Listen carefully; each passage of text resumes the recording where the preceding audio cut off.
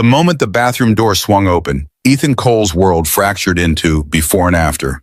His hands still gripped the formula bottle knuckles white against the plastic, while his brain scrambled to process the impossible geometry of a stranger occupying space that should have been empty.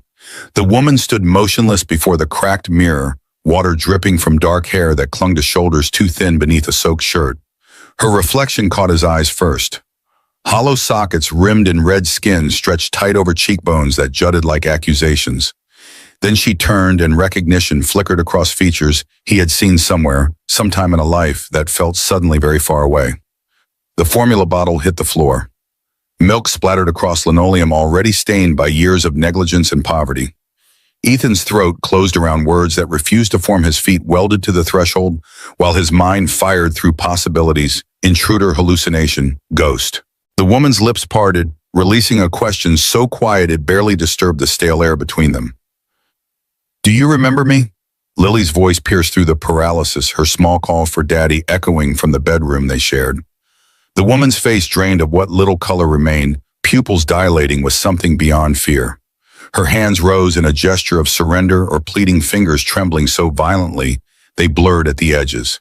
The words tumbled out in a desperate whisper, each syllable cracking under its own weight. "Please don't let her see me. Please." 3 weeks earlier, Ethan had been a different man. Not better, not worse, just different in the way that ignorance shields people from understanding how quickly everything can disintegrate. He had driven his delivery van through Portland's rain-slicked streets, hauling packages up concrete stairs that smelled of urine and defeat, his lower back screaming protests that had become white noise. The routes never changed. The boxes grew heavier each month, or perhaps his body simply grew weaker. At 34, he moved like a man, twice his age, joints grinding through motions that paid $9 an hour after taxes. The apartment complex on Southeast Morrison Street rose 6 stories of water-stained brick and peeling paint, a monument to dreams deferred and promises broken. Ethan's unit sat on the 4th floor, accessible via an elevator that worked 3 days out of 7. On bad days, he carried Lily up the stairs, her backpack bouncing against his spine, while she sang songs learned at school, oblivious to how each step cost him. On worse days, she walked beside him, her small hand tucked into his, chattering about classmates and teachers and the infinite concerns of 6-year-old existence. The studio measured 320 square feet every inch, colonized by the necessities of survival. Lily's narrow bed occupied the eastern wall, surrounded by stuffed animals arranged in hierarchies only she understood. His futon unfolded nightly mere feet away, close enough that her breathing became the metronome by which he measured his own rest. The kitchenette consisted of a 2-burner stove, a mini-fridge that hummed like a dying insect, and 18 inches of counter space where he performed culinary miracles with rice, beans, and whatever vegetables the discount grocer marked down on Thursday afternoons. Morning routines had calcified into ritual. 5:30 brought the alarm's electronic shriek silenced before it could wake Lily. Ethan would rise in the darkness, his body protesting every movement, and begin the choreography of breakfast preparation. Toast browning while eggs scrambled in a pan inherited from his mother, now dead 6 years. Coffee brewing in a machine held together by duct tape and stubbornness. Lily's lunch assembled with surgical precision, sandwich cut diagonally because she insisted triangles tasted better, apple slices in a plastic container, string cheese crackers, and always a note scrawled on whatever paper he could find. "Today you will be amazing," one had read. "The world is lucky to have you," claimed another. "You make Daddy proud every single day." Simple words, repeated themes, but Lily collected them in a shoebox beneath her bed, treasure more valuable than anything he could afford to buy. Some mornings, when the weight of exhaustion and inadequacy pressed too heavily, he would find her reading through old notes, lips moving silently as she absorbed encouragement he had written months or years prior. Those moments justified everything. 6:15 meant waking Lily, his hand gentle on her shoulder, voice soft in her ear. She would surface from sleep gradually, eyes fluttering open to reveal irises, the color of summer sky. Her hair, impossibly blonde and perpetually tangled, would stick up at angles that defied physics. He would carry her to the bathroom, help her wash face and brush teeth, then dress her in whatever clothes the laundromat had returned clean. Breakfast together at the folding table that served every function from dining to homework station. Her questions cascaded without pause. Why is the sky blue? What happens to rain after it hits the ground? Do ants have feelings? Can we get a dog someday? Ethan answered what he could, deflected what he couldn't, and marveled at the inexhaustible curiosity contained in 42 pounds of human. 7 o'clock brought the walk to Hawthorne Elementary, 6 blocks through neighborhoods that grew incrementally safer with each street crossed. He held her hand the entire way, scanning parked cars and shadowed doorways with vigilance born from stories he heard other parents whisper. Lily skipped beside him, backpack, bouncing voice lifting in songs about animals and letters and numbers. At the school gate, she would turn to hug him, her arms barely reaching around his waist. He would crouch to her, level hands on her shoulders, and deliver the same instructions every morning. Be kind, be brave, be yourself. Then she would run toward the building, blonde hair streaming behind her, and he would watch until she disappeared through doors painted a cheerful yellow that probably looked different when your childhood wasn't shadowed by poverty.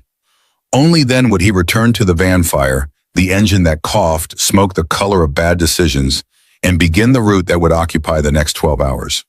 The packages varied. The destinations remained depressingly similar.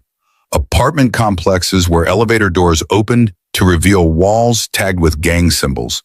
Office buildings where security guards watched him like he might steal the furniture. Suburban homes where residents emerged to collect their deliveries without meeting his eyes, as if acknowledging him might somehow transfer his failure through simple contact. He hauled boxes up driveways and stairs, knocked on doors, or left items on porches, then retreated to his van before anyone could decide he looked suspicious. Lunch happened in the van, if it happened at all. A granola bar from the dollar store, water from a jug he refilled at gas station bathrooms.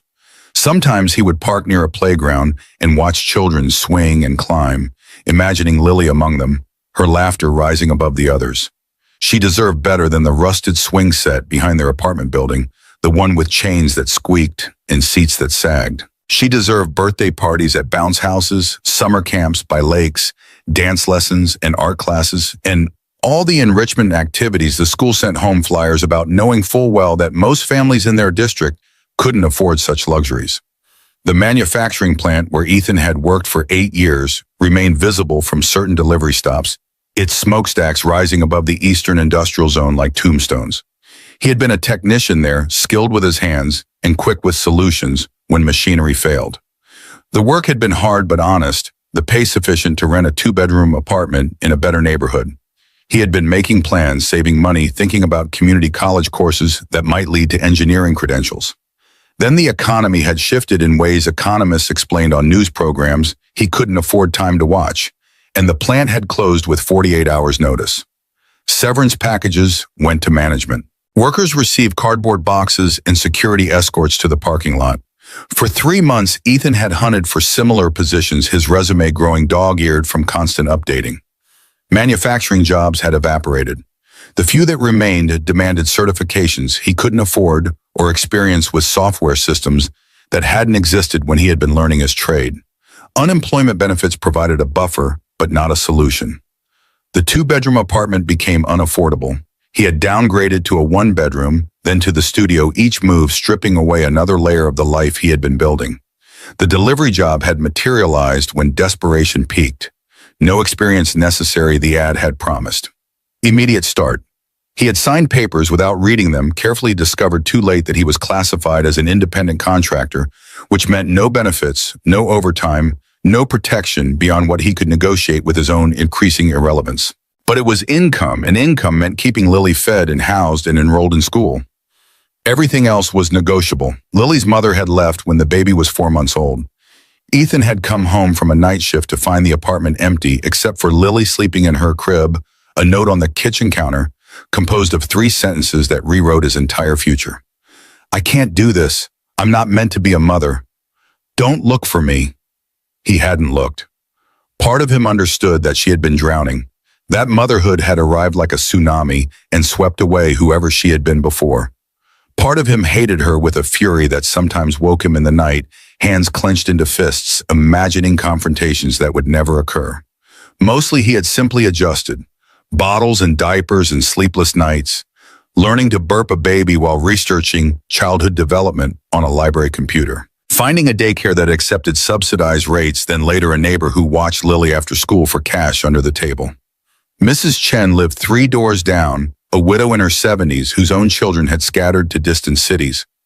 She had started watching Lily as a favor, then continued because, as she once told Ethan, the girl made the apartment feel less like a tomb. He paid her what he could, usually $80 a week, knowing it was far less than actual childcare costs, but more than her Social Security check provided in discretionary income. Mrs. Chen never complained. She would greet Lily after school with homemade cookies and Mandarin lessons, teaching her to count and recite basic phrases.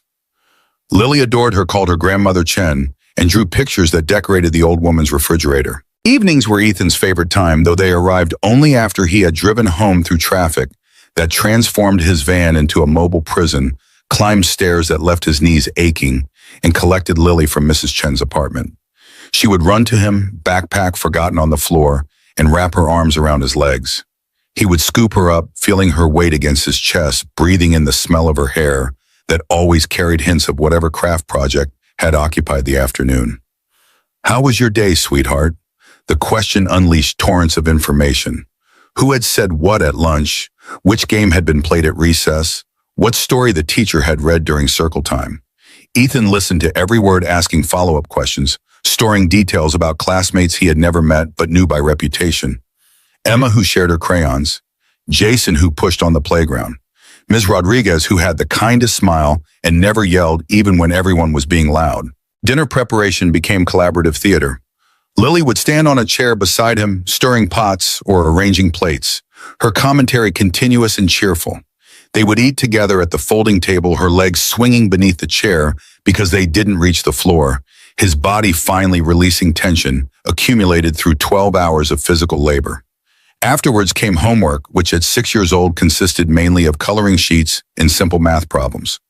Ethan would sit beside her, praising every effort, gently correcting mistakes without crushing confidence. Bath time at 7:30, Lily playing with plastic toys and water heated by a heater that clanked ominously. Pajamas at 8, teeth brushed until they gleamed, hair combed through tangles that made her squeal in mock agony. Then the ritual that justified every hardship, reading together on her bed, his body stretched out beside her smaller form book propped against raised knees. She would press against his side, her finger tracing illustrations, while he read aloud, performing voices for different characters, pausing when she interrupted with questions or observations. "Why does the bear want honey? Is the bear hungry like we get hungry?" "Yes, sweetheart, everyone gets hungry. Even rich people, even rich people." After the story prayers she had learned from Mrs. Chen, despite Ethan's own skepticism about divine intervention, then lights out, her voice rising in the darkness. "I love you, Daddy. I love you more, Lily." Impossible, her standard response delivered with the confidence of someone who had never yet learned that love could be quantified, measured, found wanting. In the silence after she slept, Ethan would unfold the futon, his body collapsing onto a mattress that had lost all structural integrity years ago. He would set his alarm for 5:30, plug his phone into the charger, and close his eyes against thoughts of bills coming due. The van needing repairs, he couldn't afford Lily outgrowing shoes faster than he could replace them. Sleep arrived in fragments, disturbed by noises from neighboring apartments, arguments bleeding through walls, televisions at volumes suggesting hearing loss, footsteps overhead at 3 in the morning. But they were surviving. Some days that felt like victory enough. The woman had appeared in the neighborhood 3 weeks before the bathroom encounter, though Ethan's awareness of her had been peripheral at best. She existed as a shadow at the edges of his vision, someone glimpsed while unloading packages or walking Lily to school. Always alone, moving with a slowness that suggested either exhaustion or despair. Her coat looked insufficient for Portland's February chill, fabric thin enough that wind must have cut straight through. Her head stayed down, gaze fixed on sidewalk cracks. Posture collapsed inward as if she were trying to occupy less space in a world already crowded with people who had no room for her. Ethan had noticed her in the way city dwellers notice the homeless, with a mixture of sympathy and relief that their circumstances remained different. She wasn't aggressive, didn't panhandle, didn't shout at invisible enemies. She simply existed in public spaces, a ghost haunting a city that specialized in manufacturing ghosts. He had seen her sitting on bus stop benches long after buses had come and gone. He had passed her in the convenience store on the corner of Morrison and 21st, where she had stood before the bread aisle with the intensity of someone solving complex equations. That had been the day everything shifted, though he hadn't recognized it at the time.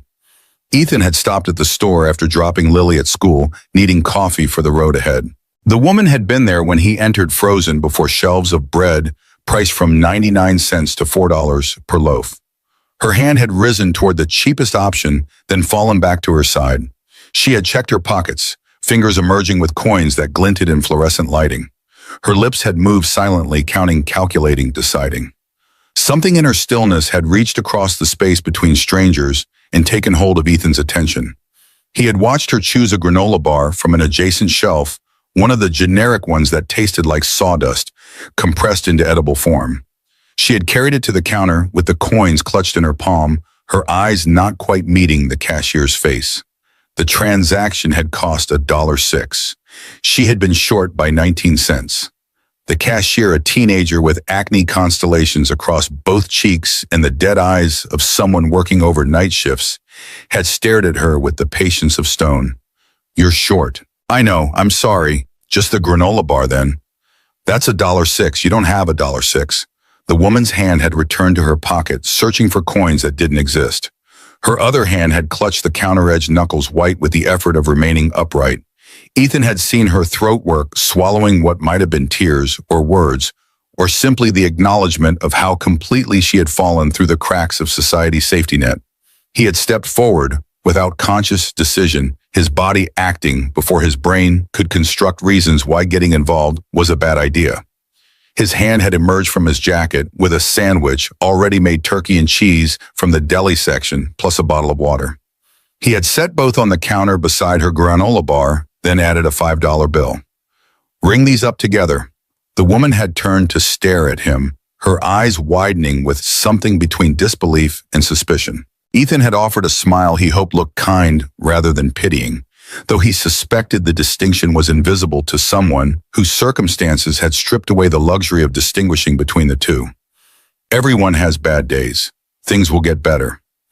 He had paid before she could protest, collected his own coffee, and left the store while her mouth was still forming objections, or thanks, or questions. The interaction had consumed maybe 90 seconds of his life. He had forgotten about it by the time he started the van's engine, his mind already shifting to the day's route and the packages that needed delivering. But she had remembered.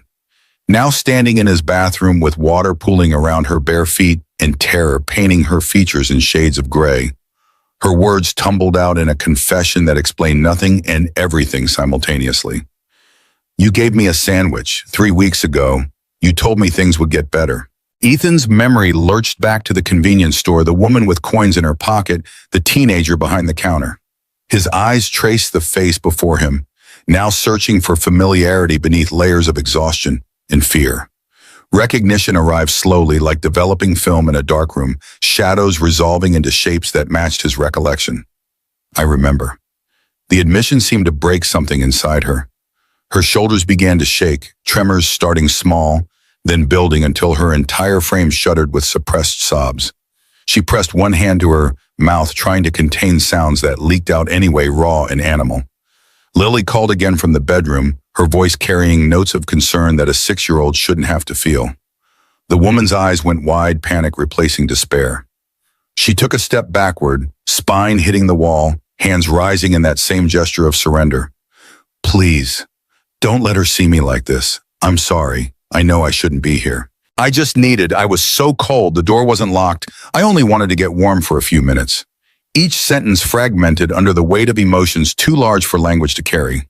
Ethan found himself caught between competing instincts: protect Lily from whatever chaos this woman represented, or extend compassion to someone whose desperation had driven her to break into his home. His hands still gripped the door frame, keeping the distance between them measured in careful feet. "How did you get in the back door?" "The one by the dumpsters. It was stuck but not locked. I pushed and it opened. I only wanted to use the bathroom. To wash. To be somewhere warm. I wasn't going to steal anything. I swear." Her voice cracked on the last word, splitting into harmonics of shame and defiance. Ethan's eyes swept the small bathroom, searching for evidence that might contradict her claims. The medicine cabinet hung open, revealing the sparse collection of generic pain relievers and Lily's bubblegum-flavored toothpaste.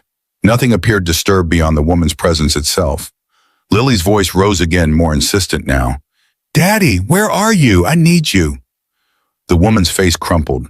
Tears spilled over lashes that looked too fragile to contain them, tracking through dirt or makeup or simply the accumulated grime of living rough.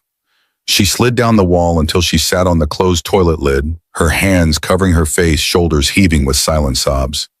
Ethan felt his anger deflating like a punctured tire air or escaping in a long hiss that left only exhaustion in its wake. He looked at her, really looked, and saw someone who had reached the bottom of a fall so long and steep that gravity itself had lost meaning. Her clothes hung on a frame that suggested weeks without adequate food. Her skin bore that particular grayness that came from sleeping in places without heat. Her hair, still damp from whatever washing she had managed, showed patches where tangles had been cut out rather than combed through. "Wait here." He spoke quietly, more command than request, and pulled the door partially closed. His feet carried him to the bedroom where Lily sat cross-legged on her bed, her favorite stuffed bear clutched to her chest. Her expression mixed confusion with the beginnings of fear, eyes too wide for her small face. "Who's in the bathroom, Daddy?" His mind raced through possible explanations, discarding lies as quickly as they formed. Lily had inherited his inability to maintain deception, could sense dishonesty the way animals sense coming storms. He knelt beside her bed, hands gentle on her knees. "A woman who needs help, sweetheart. She's very scared and very sad. Daddy needs a few minutes to talk with her. Can you stay here and be patient? Is she a stranger?" "Yes. Did she break in?" The bluntness of the question caught him off guard. Lily watched him with an intensity that reminded him she absorbed far more than he sometimes credited. He chose his words carefully, aware that whatever he said next would shape how she understood the situation. She came in through a door that wasn't locked properly. She didn't know anyone was home. She just needed somewhere warm. "Are you mad at her? I don't know yet. I'm trying to understand what happened." Lily processed this information with the seriousness of a judge reviewing evidence. Her grip on the bear tightened, small fingers disappearing into synthetic fur. Then she nodded, her blonde hair bouncing with the motion. "Okay, but Daddy, if she's sad and scared, maybe she needs a hug. Mrs. Chen says hugs make everything better." The simple wisdom of the statement hit him like a physical blow. He pulled Lily close, kissing the top of her head, breathing in the scent of the strawberry shampoo he bought 4 bottles at a time when the dollar store had them on sale. "You have the biggest heart, Lily Cole. Don't ever let anyone take that from you." She hugged him back, her arms barely reaching around his neck. Then she settled onto her bed, bear positioned beside her, prepared to wait as requested. Ethan stood his knees protesting and returned to the bathroom where the woman sat exactly as he had left, her collapsed into herself like a building mid-demolition. He closed the door behind him, creating a space separate from his daughter's awareness. The formula bottle still lay on the floor, its contents spreading in a pale puddle.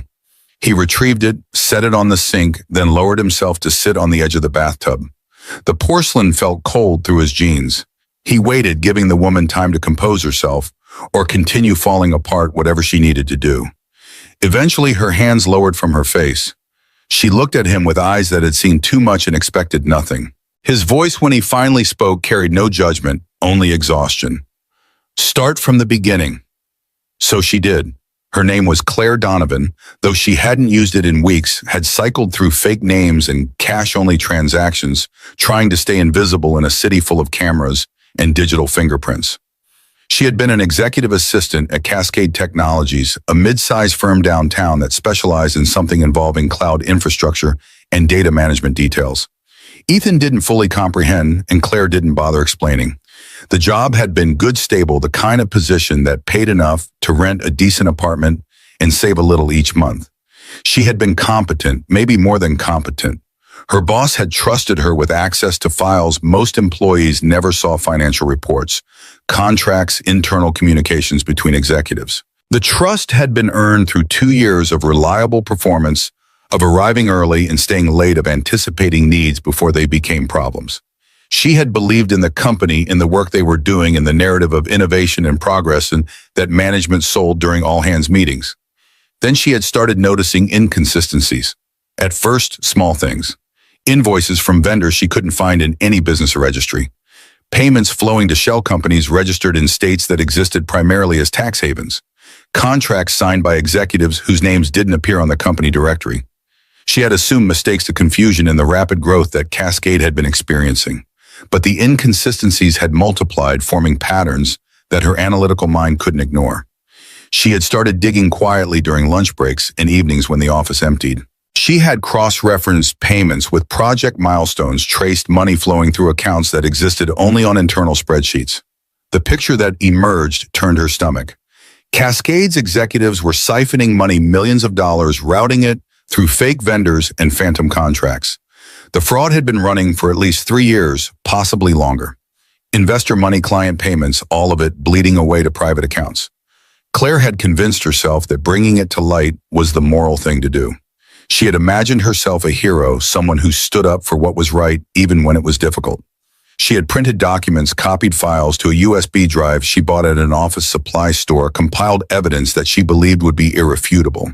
Her mistake had been confronting her boss directly.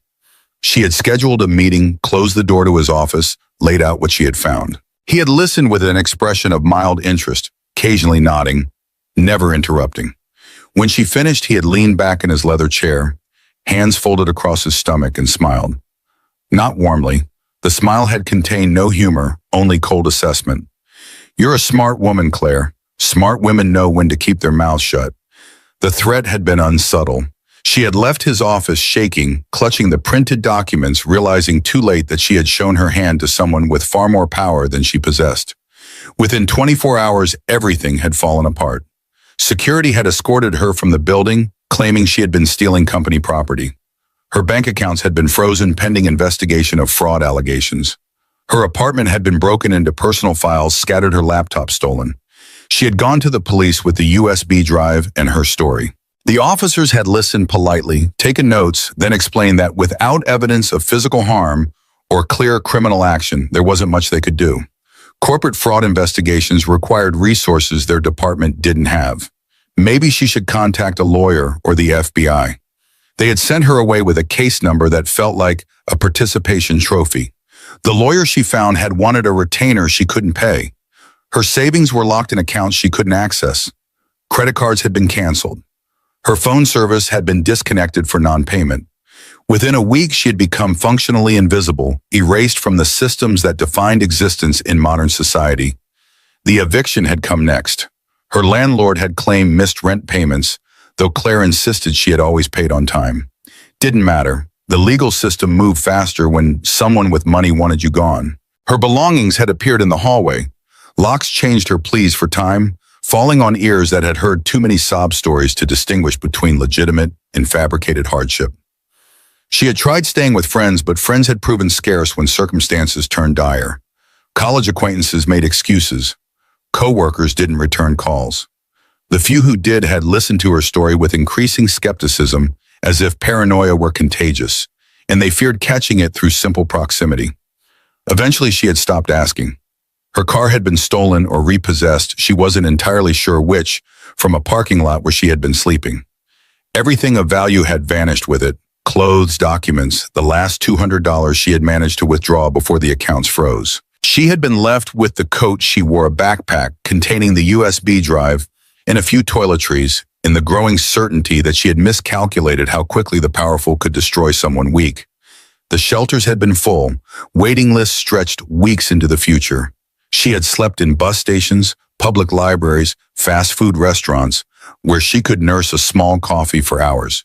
Security guards had routed her from most places, eventually their instructions polite but firm. "Can't loiter here, ma'am. Move along." She had started washing in public bathrooms, changing clothes when possible, trying to maintain some veneer of normalcy. But dirt accumulated faster than she could clean it away. Her appearance deteriorated, crossing thresholds that transformed her from temporarily displaced to permanently homeless in the eyes of those who bothered to look.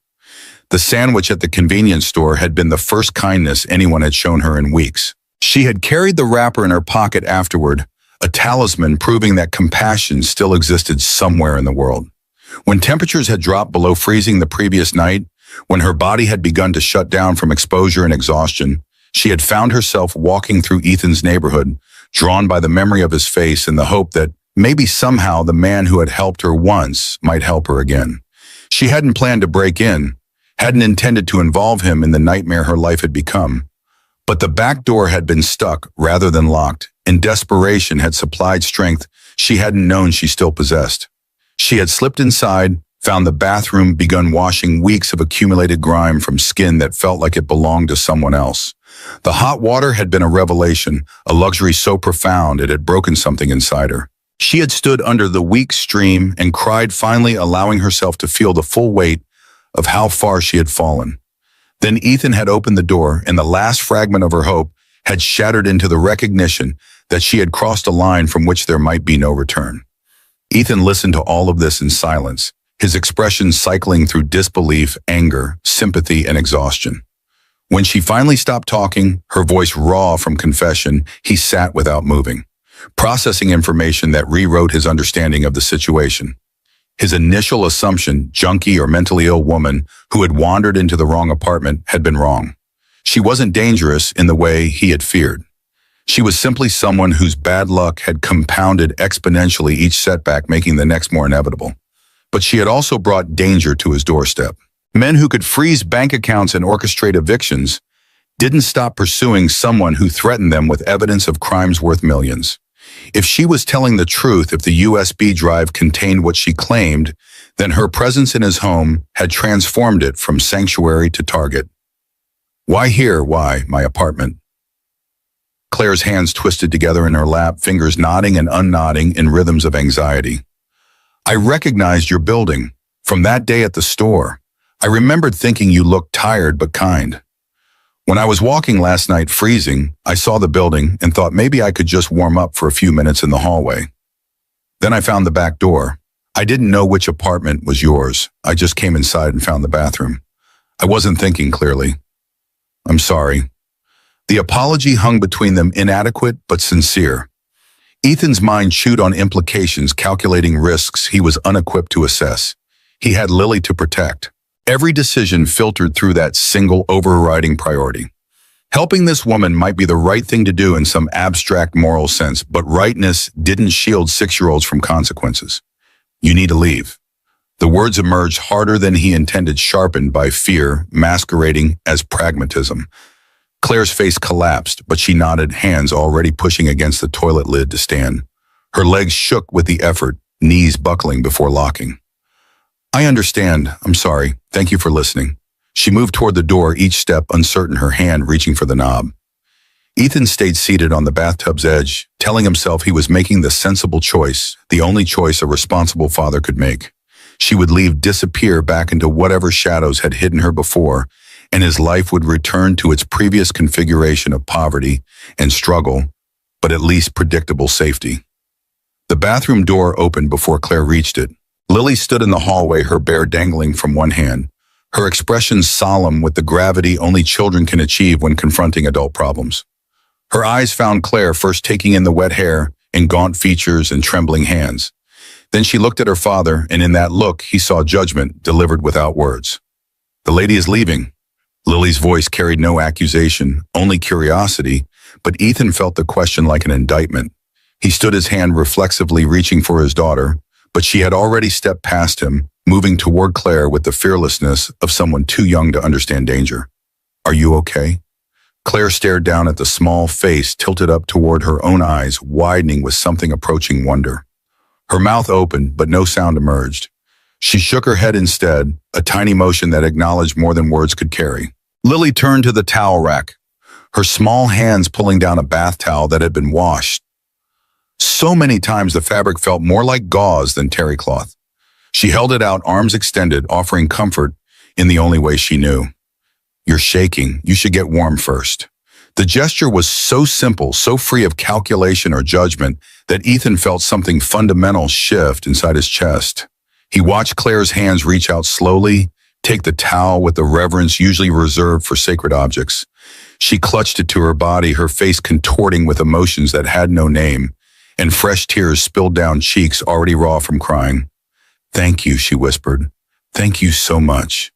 Lily patted Claire's arm, the motion gentle, and looked back at her father with eyes that asked a question he suddenly couldn't ignore. His daughter, who owned almost nothing and understood poverty as simple reality rather than injustice, had just demonstrated more humanity than he was managing. The shame of that realization hit him like cold water, shocking him into awareness of how fear had been masquerading as practicality. He cleared his throat, the sound rough in the small space. "Claire, when's the last time you ate?" She looked at him, confusion replacing despair. Her mouth moved silently, trying to calculate time that had lost structure. "I don't remember. Days, maybe." Ethan exhaled through his nose, accepting what he was about to do, despite every instinct screaming that involvement meant danger.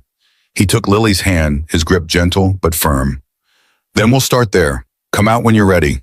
I'll make breakfast." He guided Lily back to the bedroom, ignoring her barrage of questions about who the lady was and why she was so sad, and could they keep her. He distracted her with the task of choosing what to wear to school, then moved to the kitchenette and began pulling ingredients from the mini fridge. Eggs, half a loaf of bread margarine because butter cost too much. He set an extra plate on the folding table, acknowledging through action what his words hadn't quite committed to. The sound of running water from the bathroom continued for several minutes. When it finally stopped, silence stretched until Ethan wondered if Claire had somehow escaped through a window too small for any adult to fit through.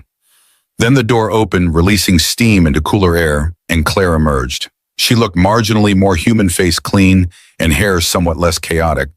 But she also looked more vulnerable, the grime having provided a kind of armor that its absence revealed. She stood in the doorway, uncertain hands still clutching the towel Lily had given her. "Sit, please." Ethan gestured to the chair he had set with the extra plate. Claire moved carefully as if sudden movements might cause the floor to collapse and lowered herself onto the seat. Lily emerged from the bedroom dressed in jeans and a purple sweater with a cartoon character whose name Ethan could never remember. She climbed onto her own chair, swinging her legs, studying their unexpected guest with open curiosity. "Are you homeless?" Lily's question cut through any pretense of polite conversation. Ethan froze in the motion of cracking eggs into the pan, his mind racing for a way to redirect without lying. Claire beat him to a response, her voice quiet but steady. "Yes, I am."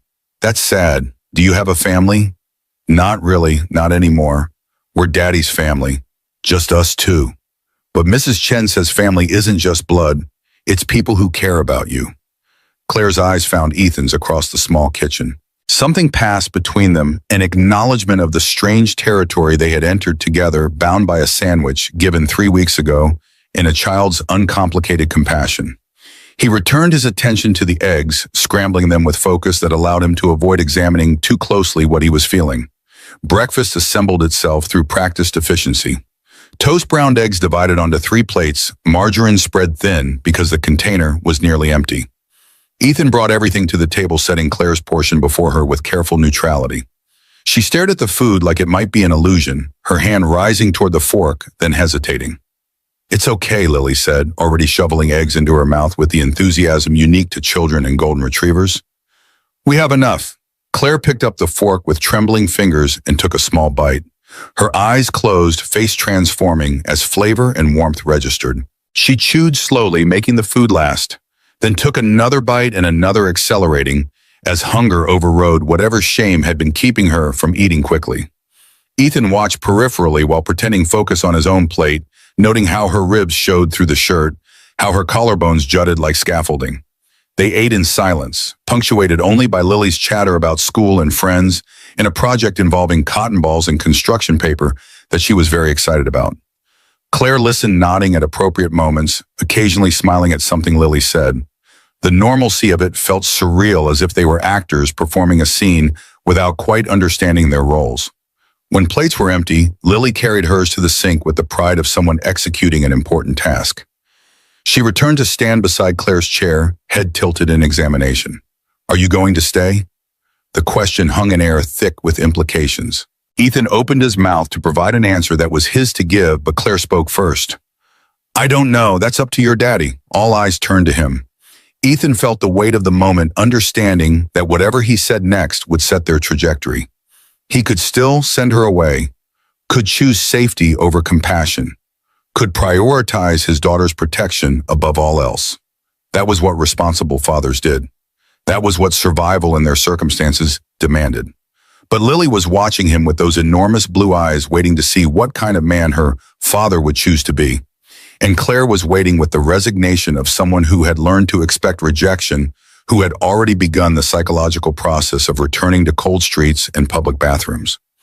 Ethan thought about the sandwich he had bought without hesitation, the way he had handed it to a stranger and told her things would get better. He thought about Lily's towel offered with the same unthinking kindness. He thought about his own mother, dead 6 years now, who had always said that character was defined by how you treated people who could offer you nothing in return. You can stay for a little while, just until we figure out what to do. The words emerged quieter than he intended, but their impact was loud. Claire's hands flew to her face, covering a sob that escaped anyway. Lily clapped her enthusiasm, uncomplicated by the logistics that were already crowding Ethan's mind. He held up a hand, forestalling celebrations. But we need rules. I have to go to work. You'll stay here with the door locked. You don't answer if anyone knocks. You don't go near the windows. And tonight when I get back, you tell me everything. No more half-truths. Everything. Claire nodded, hands dropping to reveal a face transformed by something that might have been hope or gratitude or simply relief at having a few more hours of safety. She wiped her eyes with the back of her hand, voice thick when she spoke. Thank you. I promise I'll... He cut her off with a gesture. Thank me later, after we figure out if I just made a terrible mistake. The words were harsh, but Claire nodded understanding. She knew what he was risking, what he was offering, the knife-edge balance between kindness and foolishness. Ethan stood, began clearing plates, his mind already moving through the day's logistics. He would take Lily to school, complete his route return before dark. Simple plan. Nothing could go wrong except everything. Lily hugged Claire before they left, her small arms wrapping around a waist too thin for health. Claire hugged back, careful as if afraid her touch might break something fragile. Then Ethan and Lily were out the door, descending stairs, emerging into morning cold that bit through jackets and reminded them winter wasn't finished. The walk to school proceeded like always, Lily's hand in his, her voice rising in questions and observations. But Ethan's attention divided, part of him listening to his daughter, part scanning the street for signs of trouble he couldn't define. They reached Hawthorne Elementary without incident.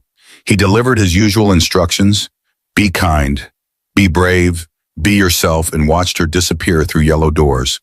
The van started with its typical reluctance, coughing smoke before the engine caught. Ethan sat for a moment, hands on the wheel, staring at nothing. What had he done? What had he brought into their lives? The questions had no good answers.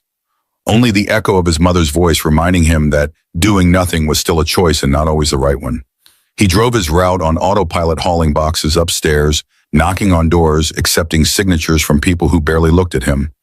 His mind churned through scenarios, each one worse than the last. What if Claire's story was a lie? What if she was mentally ill? Dangerous, a threat he had invited across his threshold. What if men came looking for her? What if they hurt Lily, but what if her story was true? What if she was exactly what she appeared? Someone desperate who had tried to do the right thing and been crushed for it. What if turning her away meant condemning her to freeze on streets that didn't care whether she lived or died? The moral calculus refused to resolve into clear answers. Ethan delivered packages, collected signatures, drove through neighborhoods that blurred together into a single impression of concrete and struggling lives. Lunch never happened, the granola bar forgotten in his focus on completing the route quickly enough to get home before Lily finished school. 4 o'clock found him climbing stairs to the 4th floor, his heart rate elevated beyond what physical exertion explained. He unlocked the door, pushed it open, and saw Claire exactly where he had left her, sitting on the futon with the towel still wrapped around her shoulders. She had been crying, her eyes were red and swollen, but she stood when he entered, hands wringing together. Everything okay?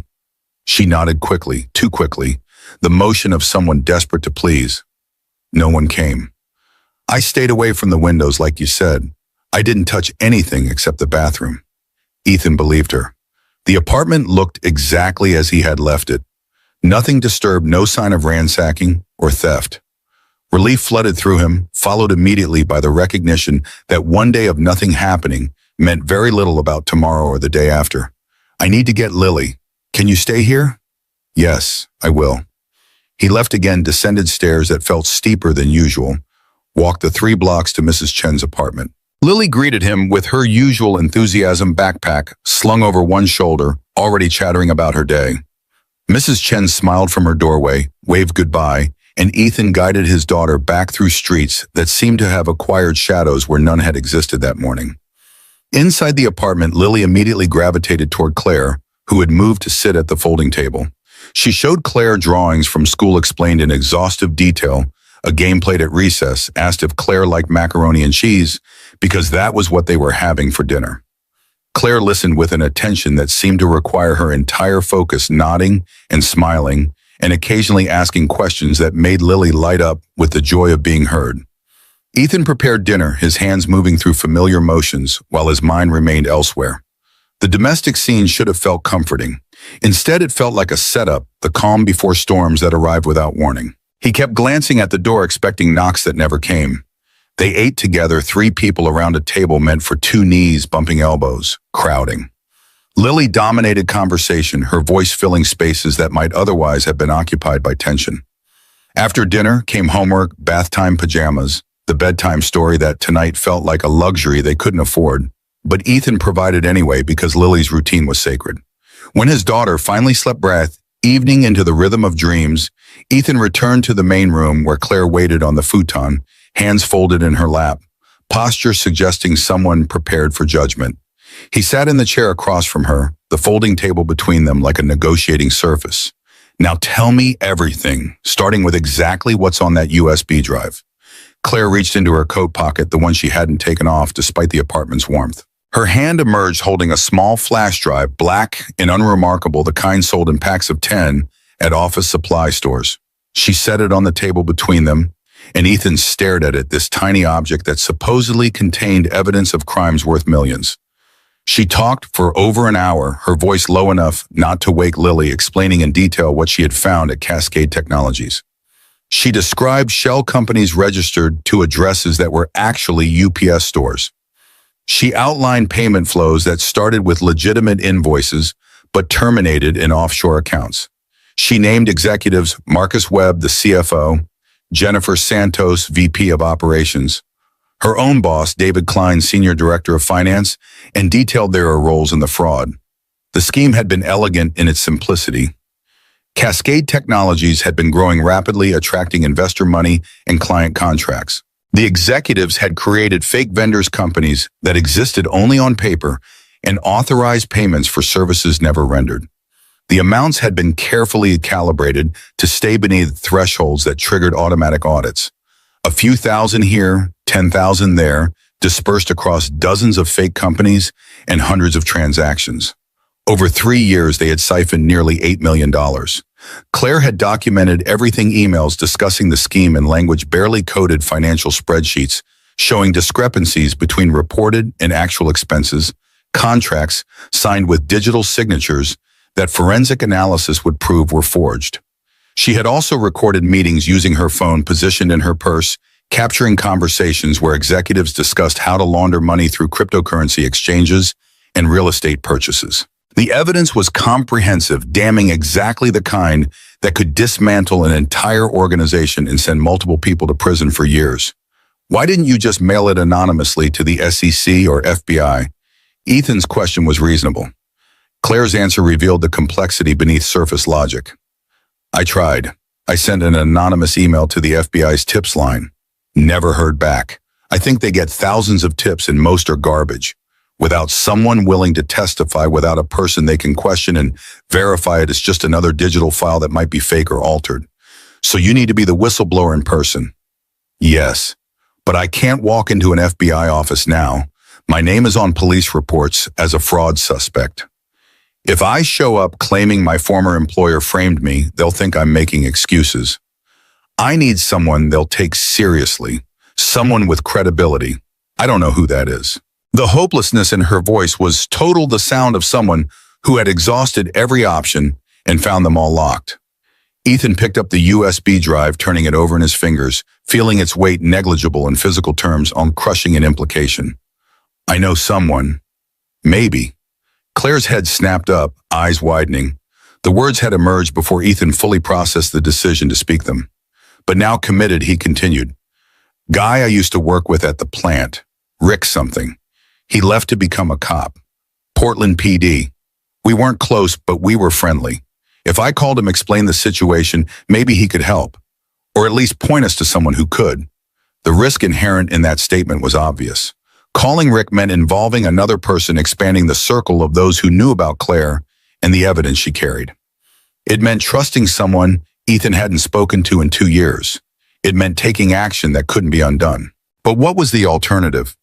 Let Claire remain hidden in his apartment indefinitely while men who had already demonstrated ruthlessness searched for her hope. The problem solved itself through some mechanism he couldn't imagine.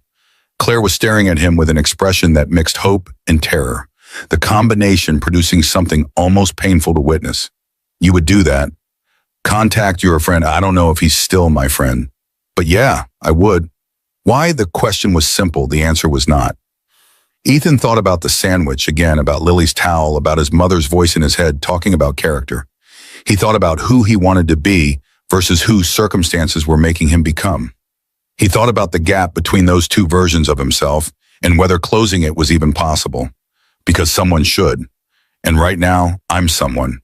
The statement was barely an explanation, more a placeholder for thoughts too complex to articulate. But Claire nodded as if he had spoken volumes, her eyes filling with tears that didn't fall, her hands clutching the towel Lily had given her hours ago.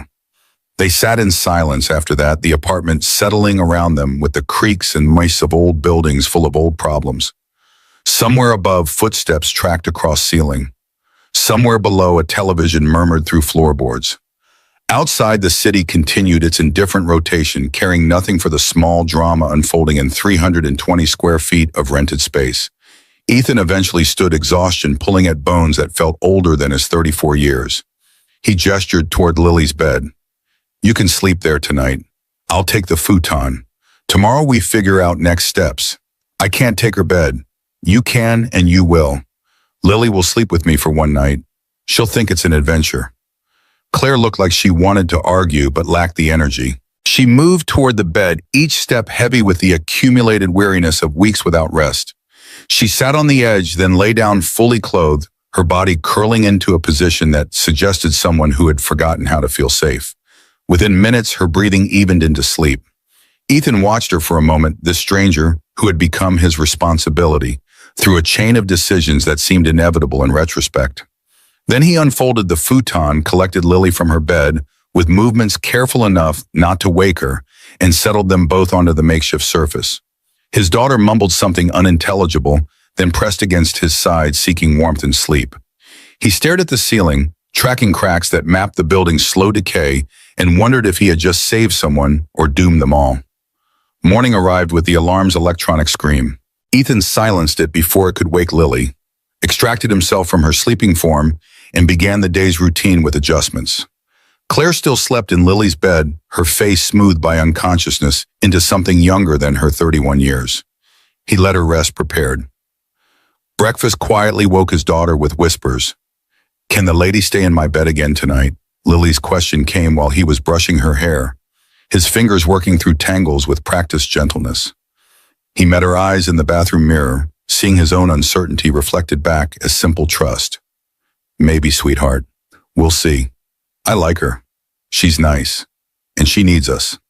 The observation was delivered with the certainty of someone who saw the world in clear terms. People either needed help or didn't, and helping was obviously the correct response.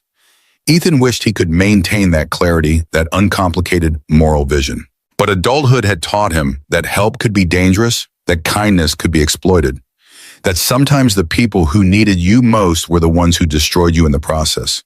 Be kind, be brave, be yourself, he told Lily at the school gate, repeating the morning mantra. She hugged him, then ran toward the yellow doors and the day that waited beyond them. Ethan watched until she disappeared, then returned to the apartment where Claire was awake, sitting at the table, her hands wrapped around a mug of water, heated in the microwave, because they didn't have tea or coffee to offer her. I'll call my friend, Rick. Tonight after I get Lily from school, for now you do what you did yesterday. Stay inside. Stay away from windows. Stay quiet. Claire nodded, her gratitude visible in the set of her shoulders, the way her fingers tightened on the mug. Ethan left for work, descended stairs, climbed into the van, and began the route that would consume his day. The hours passed in their usual blur. Packages delivered, signatures collected, miles accumulated on a vehicle that protested with sounds that suggested imminent mechanical failure. Ethan's mind remained divided, part focused on work, part running through conversations with Rick that hadn't happened yet. imagining responses, preparing arguments, trying to construct a narrative that wouldn't sound insane. Around noon, while stopped at a red light, his phone buzzed with a text from an unknown number. He checked it during a break sitting in the van outside a warehouse and felt his stomach drop. Saw someone asking questions about a woman in your building. Be careful. The message was unsigned. The area code was local. Ethan stared at the screen, reading the words multiple times, trying to extract more information than they contained. Someone asking questions about a woman in his building. His hands were shaking when he forwarded the text to his own email, then deleted it from his phone as if that would somehow make the information less real. Someone was looking. Someone knew. The sanctuary of his apartment had already been breached in ways beyond Claire's entry through an unlocked door. He considered calling the police, dismissed the idea immediately. What would he say? A stranger sent an anonymous text suggesting vague threats. They would do nothing, or worse, they would investigate and discover Claire, and then the situation would spiral beyond any hope of control. Instead, he called Mrs. Chen. If anyone comes asking about me or Lily, you don't know anything.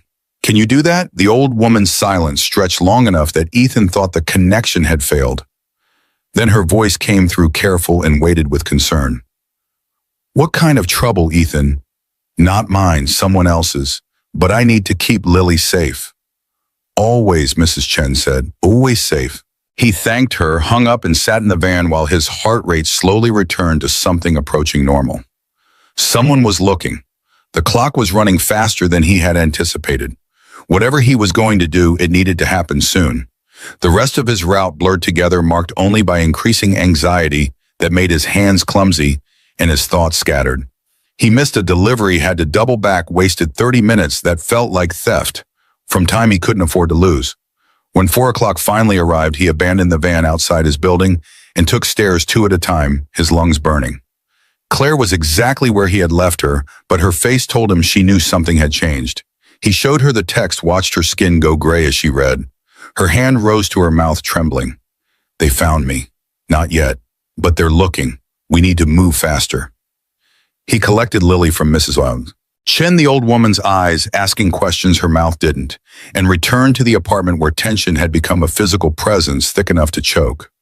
Dinner was silent except for Lily's chatter, which even she seemed to sense was filling space usually occupied by adult concerns.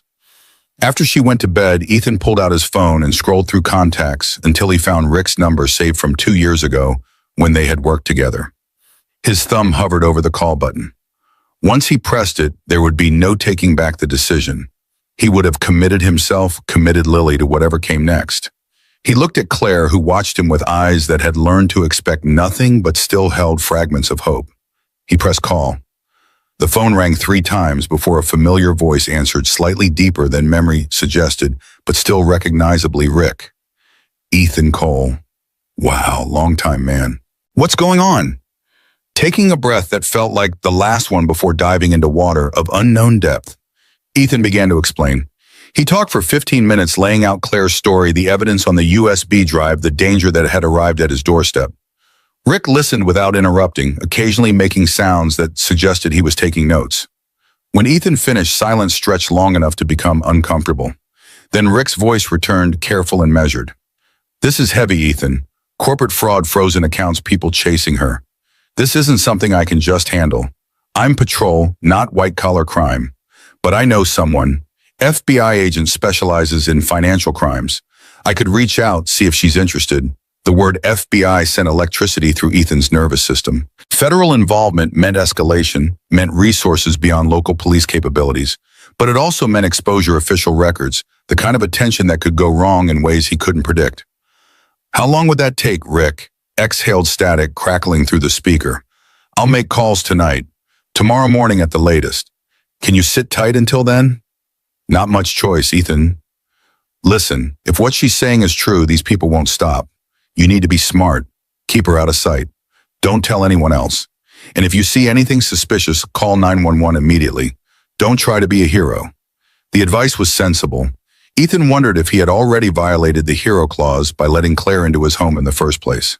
They exchanged a few more words, establishing a plan for Rick to call back after contacting the FBI agent, then hung up. Claire had been listening, her face cycling through emotions as the conversation progressed. When Ethan set the phone down, she looked at him with an expression he couldn't quite name. "Thank you for believing me, for helping me." He didn't respond immediately, his eyes drifting toward the bedroom where Lily slept, trusting him to keep her safe, believing that her father made good decisions. The weight of that trust felt crushing. He hoped he deserved it. He feared he didn't. "Just so we're clear, if anything happens to my daughter because of this, I will never forgive myself, or you." The words were harsh, deliberately so establishing boundaries that needed to exist. Claire nodded, accepting the condition without protest. She understood what he was risking, what he stood to lose. Her presence in his home was a debt she could never fully repay, no matter how the situation resolved. They sat together in the dimness of the apartment, two people who had been strangers days ago, now bound by circumstances neither had chosen. Outside, Portland's night sounds filtered through walls too thin to provide real privacy. Somewhere nearby, a siren wailed. Somewhere farther, music played too loud. The city continued its indifferent rotation, and Ethan wondered if the morning would bring solutions or catastrophes. He thought about calling Rick back, insisting on faster action. He thought about driving Claire to a police station himself, demanding protection. He thought about packing bags and running, taking Lily somewhere far away, where corporate fraud and dangerous men couldn't reach them. But he did none of those things. He simply sat in his apartment with a woman he barely knew, waiting for a phone call that might change everything, hoping he had made the right choice, knowing he wouldn't know until it was too late to change his mind. Above them, footsteps crossed the ceiling. Below them, a television murmured. And in the bedroom, Lily slept dreaming, whatever 6-year-olds dream, her stuffed bear tucked against her chest, her faith in her father absolute and unexamined. That faith, Ethan thought, might be the most terrifying thing of all. Morning came without answers. Rick didn't call.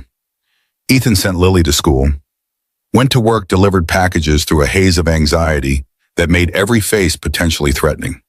He returned that afternoon to find Claire pacing the small apartment like a caged animal, her hands twisting together, her eyes red from crying, or exhaustion, or both. Still nothing. Her voice cracked on the words.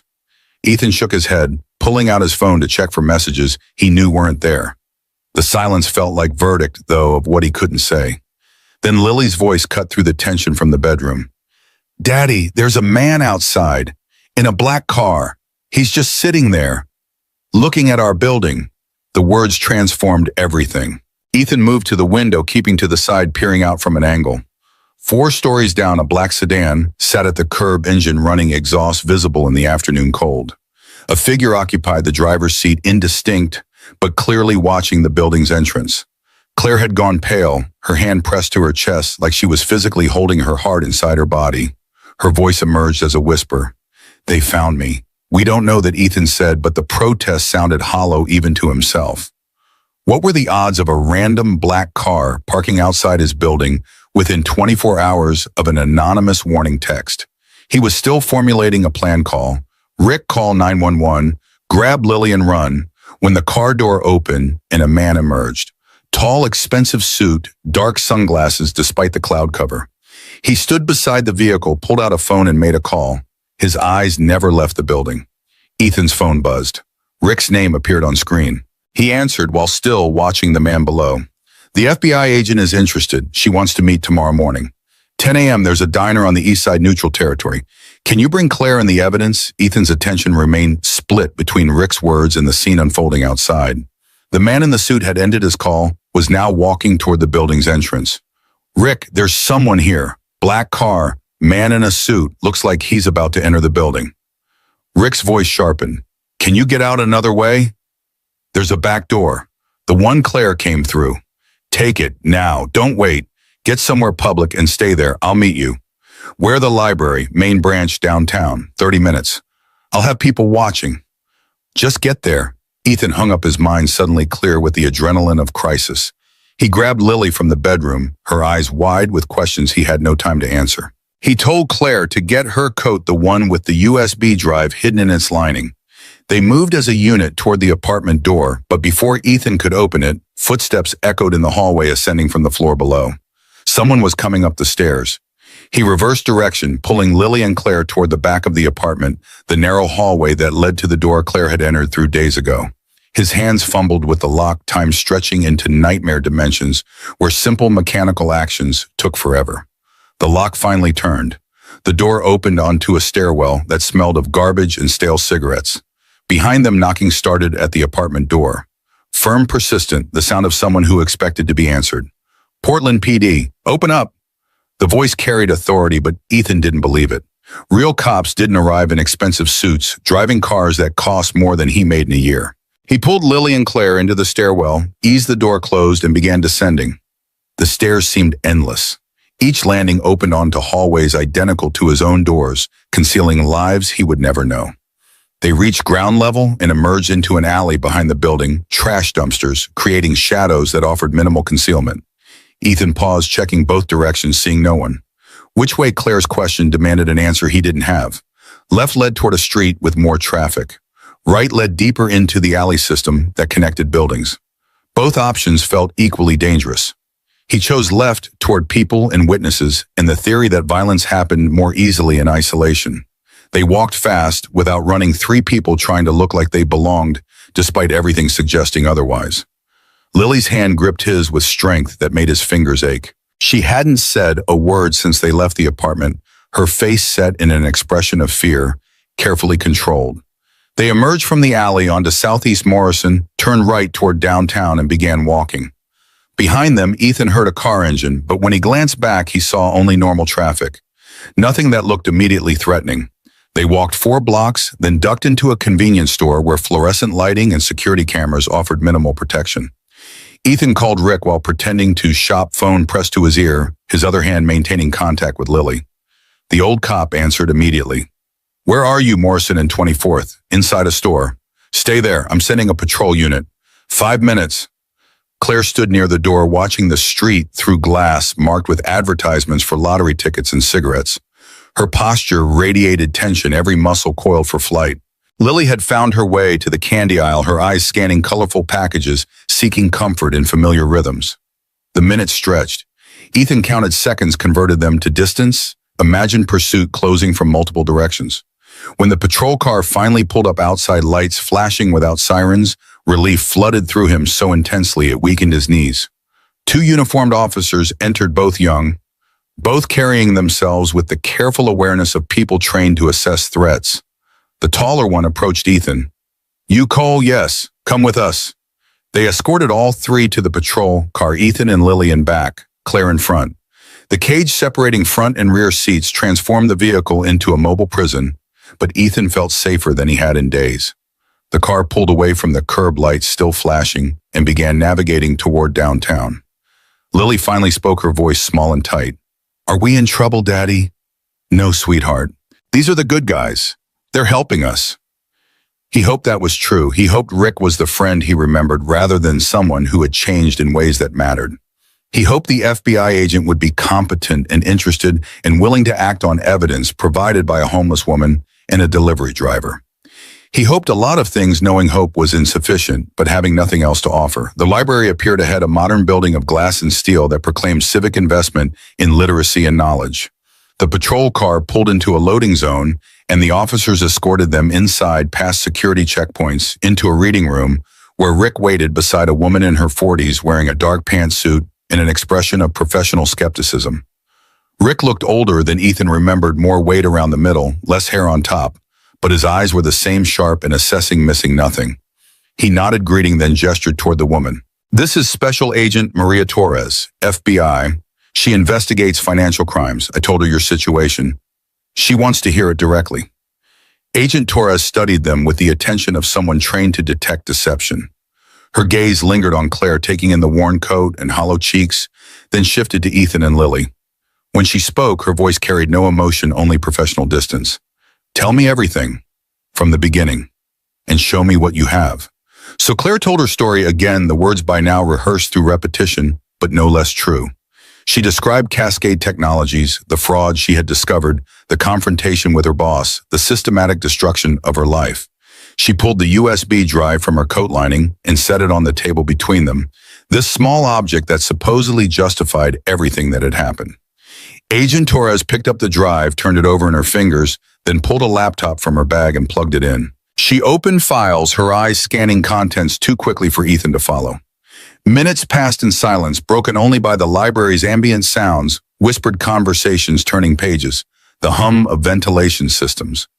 Finally, Agent Torres sat back, her expression shifting from skepticism to something approaching interest. This is substantial. If it's genuine, we're looking at multiple federal charges, wire fraud, money laundering, possibly RICO violations. But I'll need to verify authenticity. That takes time. How much time? Agent Torres looked at Ethan, perhaps hearing the desperation in his voice. Days, maybe a week. These files need analysis. We'll have to confirm they weren't altered or fabricated. We'll need to establish what the chain of custody.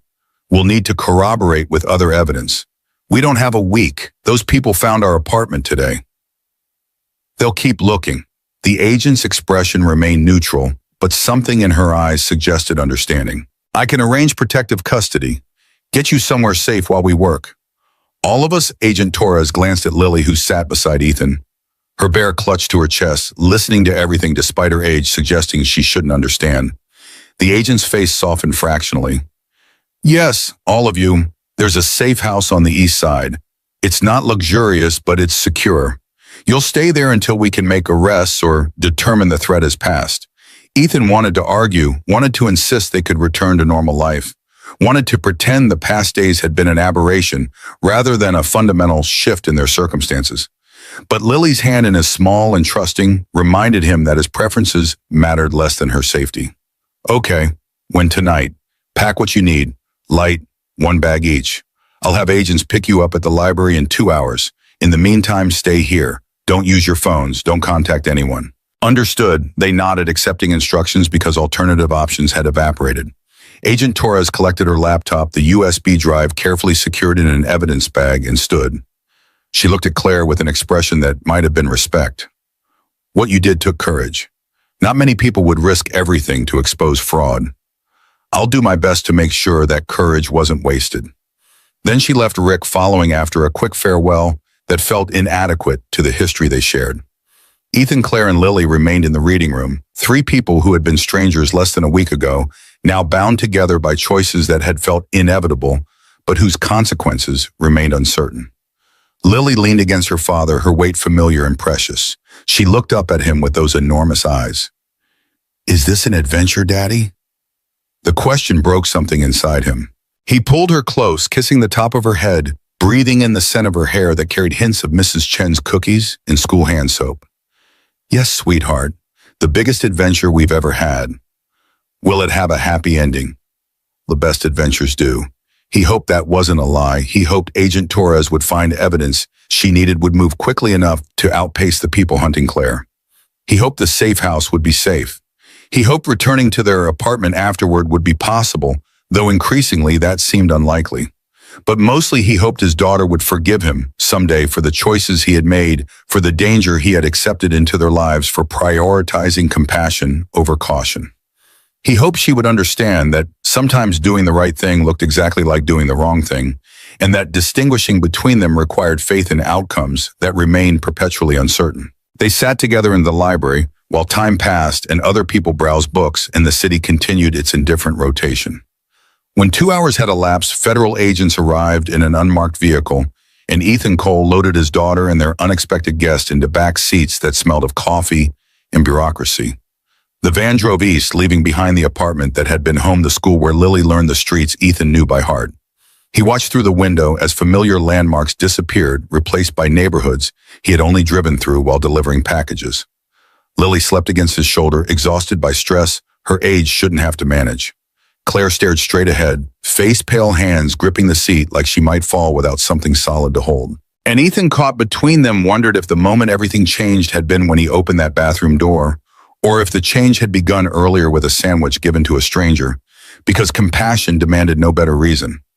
The safe house revealed itself as a modest rambler in a subdivision where houses looked identical except for variations in lawn maintenance. The agents escorted them inside, showed them bedrooms with clean sheets and furniture that suggested government procurement contracts, explained rules about staying away from windows and not answering doors.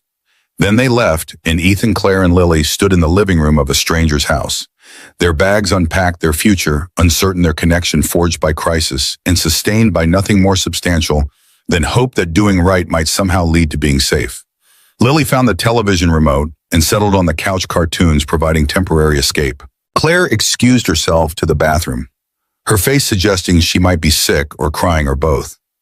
Ethan stood at the window looking out at a street where black cars might or might not be watching, where threats existed in potentials rather than certainties, where the only thing he knew for sure was that his life had become unrecognizable.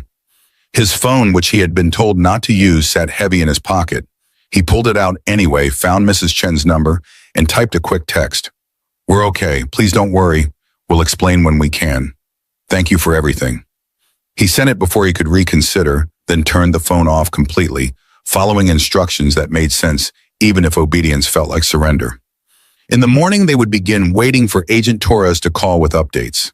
They would exist in a house that wasn't theirs, eating food they didn't choose, living hours that felt stolen from the life they were supposed to be building. They would be safe, or as safe as temporary measures could guarantee, which was probably sufficient, but felt inadequate when measured against everything they had lost. But tonight, they were simply three people who had survived another day. That would have to be enough. The safe house settled into routine within 48 hours, though routine felt like the wrong word for existence, suspended between past and future with no clear path connecting them. Ethan woke the first morning on a mattress too soft for his back, in a room painted beige by someone who believed neutrality equaled comfort. Lily slept beside him, her breathing unchanged from their apartment, proof that children adapted to circumstances adults found disorienting. Claire occupied the second bedroom, door closed, and when Ethan passed it on the way to make breakfast, he heard sounds suggesting she hadn't slept at all. The kitchen yielded generic cereal, white bread, peanut butter food selected by people who understood nutrition, but not pleasure. He prepared breakfast while watching the street through curtains that remained drawn per instructions. Nothing moved except a neighbor retrieving a newspaper, an act so ordinary it felt like performance art.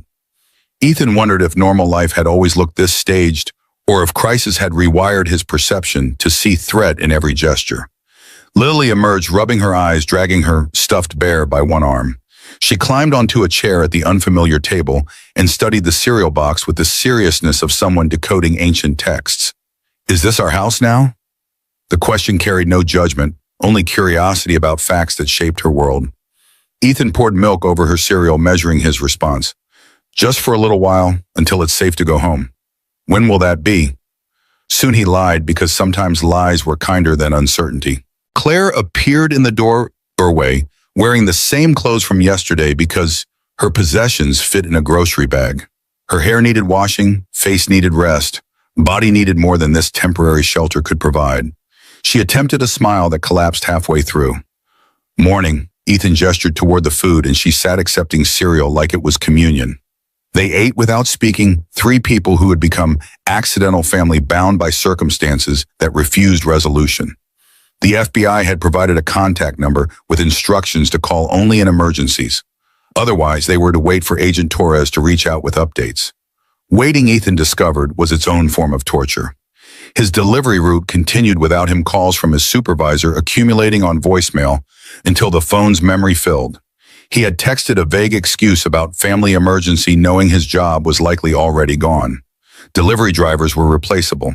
The company would have hired someone new before lunch. Money became immediate concern. The safe house provided shelter and basic food, but his next paycheck wouldn't arrive because he wasn't working to earn it. Rent on the apartment would come due in 2 weeks. Without income, eviction would follow, assuming the apartment still existed to evict them from. His landlord was not known for patience with tenants whose troubles attracted men in expensive suits.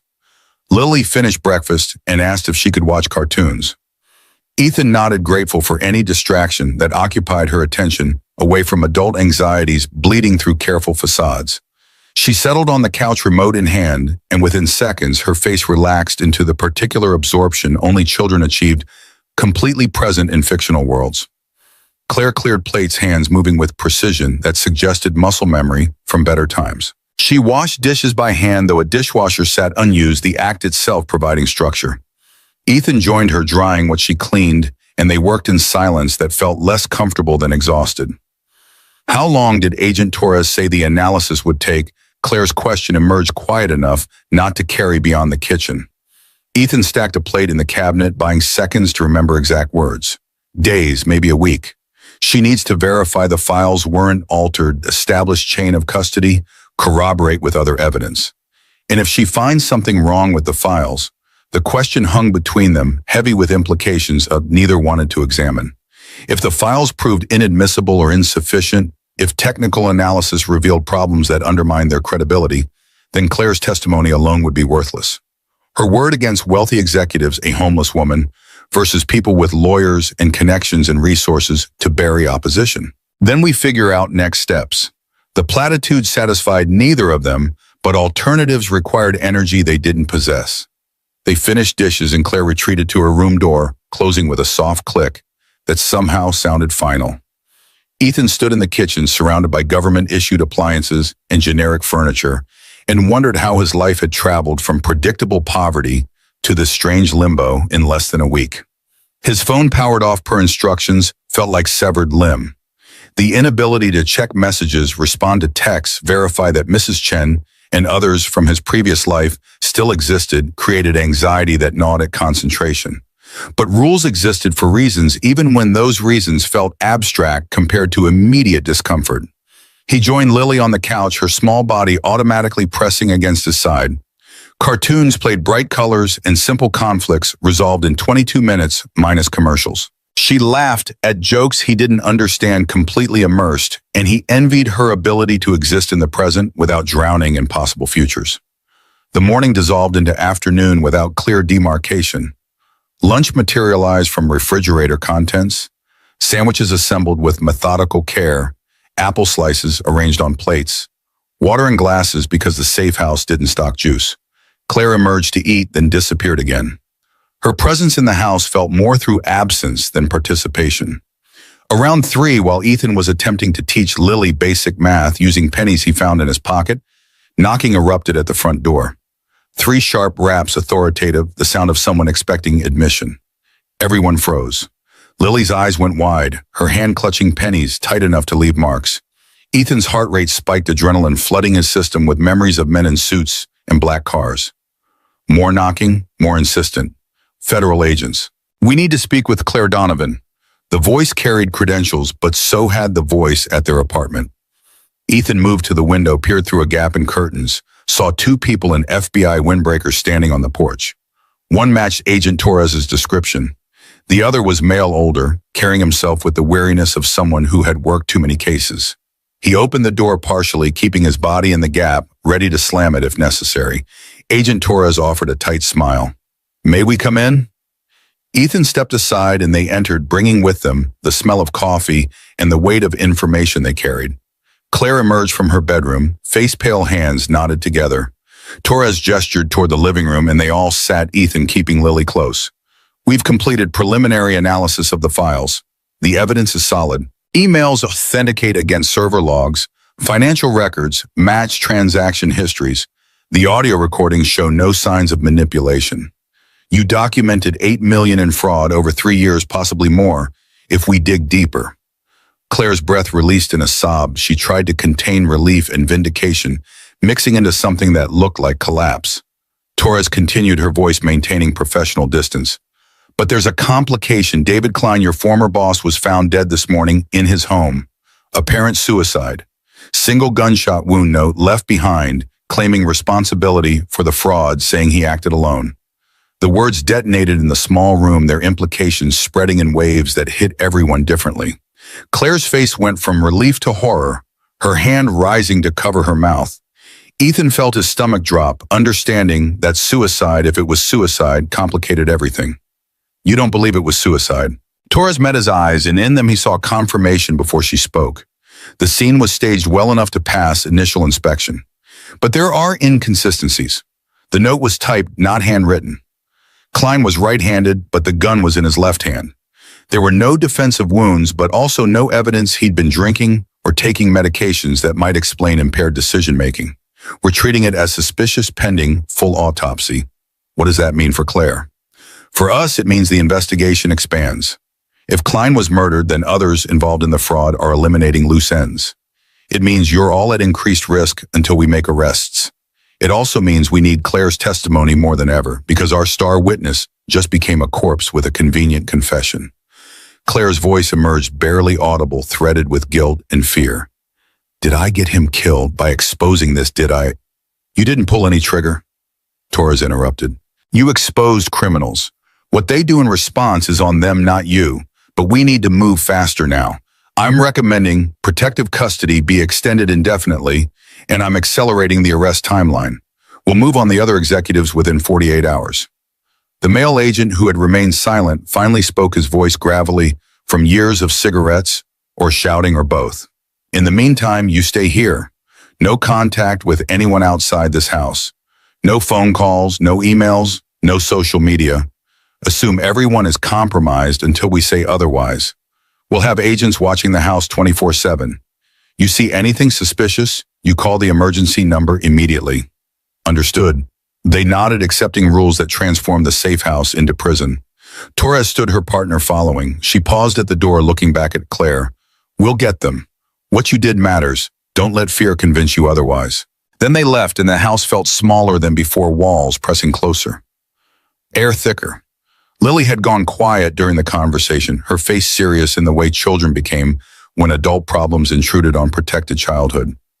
She looked at Ethan with eyes too old for 6 years. Did someone die? The directness of the question left no room for evasion. Ethan pulled her onto his lap, held her close, and chose truth over comfort. Yes, sweetheart, a man died. The police are trying to figure out what happened. Was he a bad man? The question's complexity exceeded simple answers. Klein had committed fraud, had destroyed Claire's life, had threatened others who discovered his crimes. But he had also been someone's son, maybe someone's father, a human being whose death diminished the world regardless of his actions. He made bad choices, but that doesn't mean he deserved to die. Lily processed this, her small face scrunched in concentration. Then she asked the question Ethan had been avoiding. Are we safe here?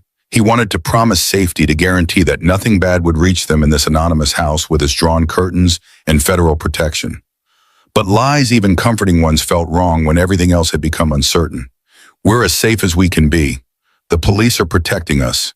We just need to be patient a little longer. She accepted this with a nod, then slid off his lap and returned to her cartoons, seeking escape in fiction. Ethan envied that ability, the child's gift for compartmentalizing trauma into manageable pieces. Claire hadn't moved from where she sat, her body rigid with shock. When she finally spoke, her voice carried layers of emotion too tangled to separate. This is my fault. If I hadn't documented everything, if I'd just ignored what I saw, if I'd kept my head down, Ethan cut her off more sharply than intended. Stop, you did the right thing. What happened to Klein is on whoever killed him, not you. Don't let them make you regret having principles. But his principles got him killed, and mine might get you killed. Or Lily. How is that right? The question had no good answer. Only the unsatisfying truth that morality and consequences often diverged. Ethan moved to sit beside her, close enough to offer presence without crowding. When I gave you that sandwich at the convenience store, I didn't think about whether it was right or smart or safe. I just saw someone who needed help. You did the same thing when you documented that fraud. You saw something wrong and decided to do something about it. Maybe that makes us both idiots, but at least we're idiots who can sleep at night. Claire laughed, the sound bitter but genuine. I haven't slept in weeks. Fair point. They sat together in silence, broken only by cartoon sound effects. Two people who had made choices that seemed simple at the time but cascaded into complexity neither had anticipated. Evening approached light through curtained windows, shifting from gray to darker gray, and Ethan realized he needed to prepare dinner from ingredients he hadn't chosen. The safe house kitchen yielded pasta and jars sauce, government procurement at its finest. He boiled water, heated sauce, assembled a meal that approximated Italian food the way paint by numbers approximated art. But it was hot and filling, and Lily ate without complaint, which was victory enough. After dinner, bath time in a bathroom that wasn't theirs, pajamas that had been hastily packed and already needed washing. Lily's bedtime story came from a book she'd read a dozen times, familiar enough that she corrected him when he tried to skip pages. Then lights out, her voice rising in the darkness. I miss our home. The simple statement landed like a blow. Ethan sat on the edge of the bed, his hand finding hers under covers that smelled wrong detergent, different from what he bought in bulk at the discount store. I know, sweetheart. We'll go back soon. Will everything be the same? Another question, too complex for honest answer. Their apartment would be there, assuming his landlord hadn't already changed locks and disposed of belongings. But the neighborhood would feel different now, contaminated by knowledge of men searching and threats lurking. Mrs. Chen would ask questions. School would require explanations. Nothing would be the same, even if geography remained constant. Some things will be different, but we'll still be us. That's what matters. Lily seemed satisfied with this, or perhaps simply too tired to pursue further. Within minutes, her breathing evened into sleep's rhythm. Ethan remained on his bed watching her in the dimness. This small person who trusted him absolutely, despite his repeated demonstrations of fallibility. Eventually, he left her sleeping and returned to the living room where Claire had turned on a lamp, fighting darkness that felt less physical than metaphysical. She sat curled on the couch, a book open on her lap, but clearly unread. Can't focus either. Claire shook her head, closed the book, set it aside. The cover showed a beach scene, waves and sand, an escape into someone else's reality. Ethan lowered himself into the adjacent chair, body protesting movement after days of minimal activity. Delivery work had kept him physically occupied, if mentally exhausted. This enforced stillness revealed aches he hadn't noticed while in motion. Tell me something about your life, before all this. Claire's request surprised him. They had shared crisis but not histories, facts about circumstance but not details of personhood. He thought about what to offer, which pieces of himself might be worth revealing. I wanted to be an engineer when I was younger. Liked taking things apart, figuring out how they worked. Got a job at the manufacturing plant straight out of high school. Thought I'd work my way up, maybe take community college courses. Then Lily's mom got pregnant. We weren't ready. Hadn't been together long, but you adapt, right? Or you try to. What happened to her, Lily's mom? She left when Lily was 4 months old. Couldn't handle motherhood, or me, or both. Left a note saying not to look for her. I never did. Do you hate her? The question was more complex than its simple construction suggested. Ethan had cycled through hatred, anger, grief, acceptance, and back to anger over the years. His feelings about Lily's mother existed in layers that shifted depending on his mood and how difficult that particular day had been. Sometimes. Mostly I just don't think about her. Lily asks occasionally, and I tell her that her mom loved her but wasn't ready to be a parent. I don't know if that's true, but it's kinder than saying she abandoned us. You're a good father. I'm trying. Most days I feel like I'm failing. That's how you know you're doing it right. Bad parents never worry about whether they're good enough. Claire's observation carried the weight of experience Ethan didn't ask about. Instead, he turned the conversation. What about you, before Cascade Technologies? Before all this, Claire's expression shifted nostalgia mixing with loss. She pulled her knees to her chest, arms wrapping around shins, making herself smaller. I grew up in Eugene, middle-class family, nothing special. Did well in school, went to University of Oregon, got a business degree because I didn't know what else to study. My parents wanted me to be practical, marry someone stable, have grandkids they could spoil. I wanted more but didn't know what more looked like. So I got an apartment in Portland, found the executive assistant job, and told myself I was building towards something. Were you building towards something? I thought so. The job paid well. I had friends or people I thought were friends. I dated occasionally, nothing serious. I was comfortable. Comfortable is dangerous. Makes you think you've arrived somewhere when really you're just paused between disasters. The cynicism in her voice suggested hard lessons learned. Ethan understood that tone had employed it himself when circumstances stripped away optimism and left only wariness. Do you think you will go back? To that life, Claire's laugh held no humor. What life? I have no joy, no apartment, no car, no friends who answer calls. My parents haven't spoken to me in 5 years, long story not worth telling. Even if this ends with arrests and vindication, I'm starting from zero. Less than zero because now I'm the whistleblower everyone knows about. Good luck getting hired when you're famous for exposing your employer's crimes. Maybe there are organizations that help people like you. Witness protection, relocation assistance, something. Maybe. Or maybe I end up exactly where I was before Ethan Cole decided to give a stranger a sandwich. Homeless, hungry, invisible. The bitterness in her voice was earned but still difficult to hear. Ethan wanted to offer reassurance, promises that everything would work out, that courage would be rewarded and justice would prevail.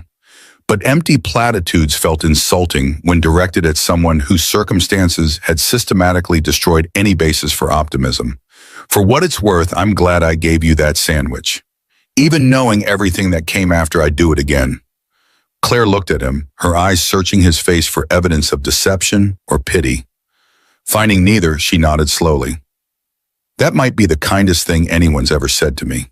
They sat together in the lamplight, the safe house settling into night sounds, refrigerator, humming, heater cycling, the distant sound of traffic from streets that belonged to people with normal problems.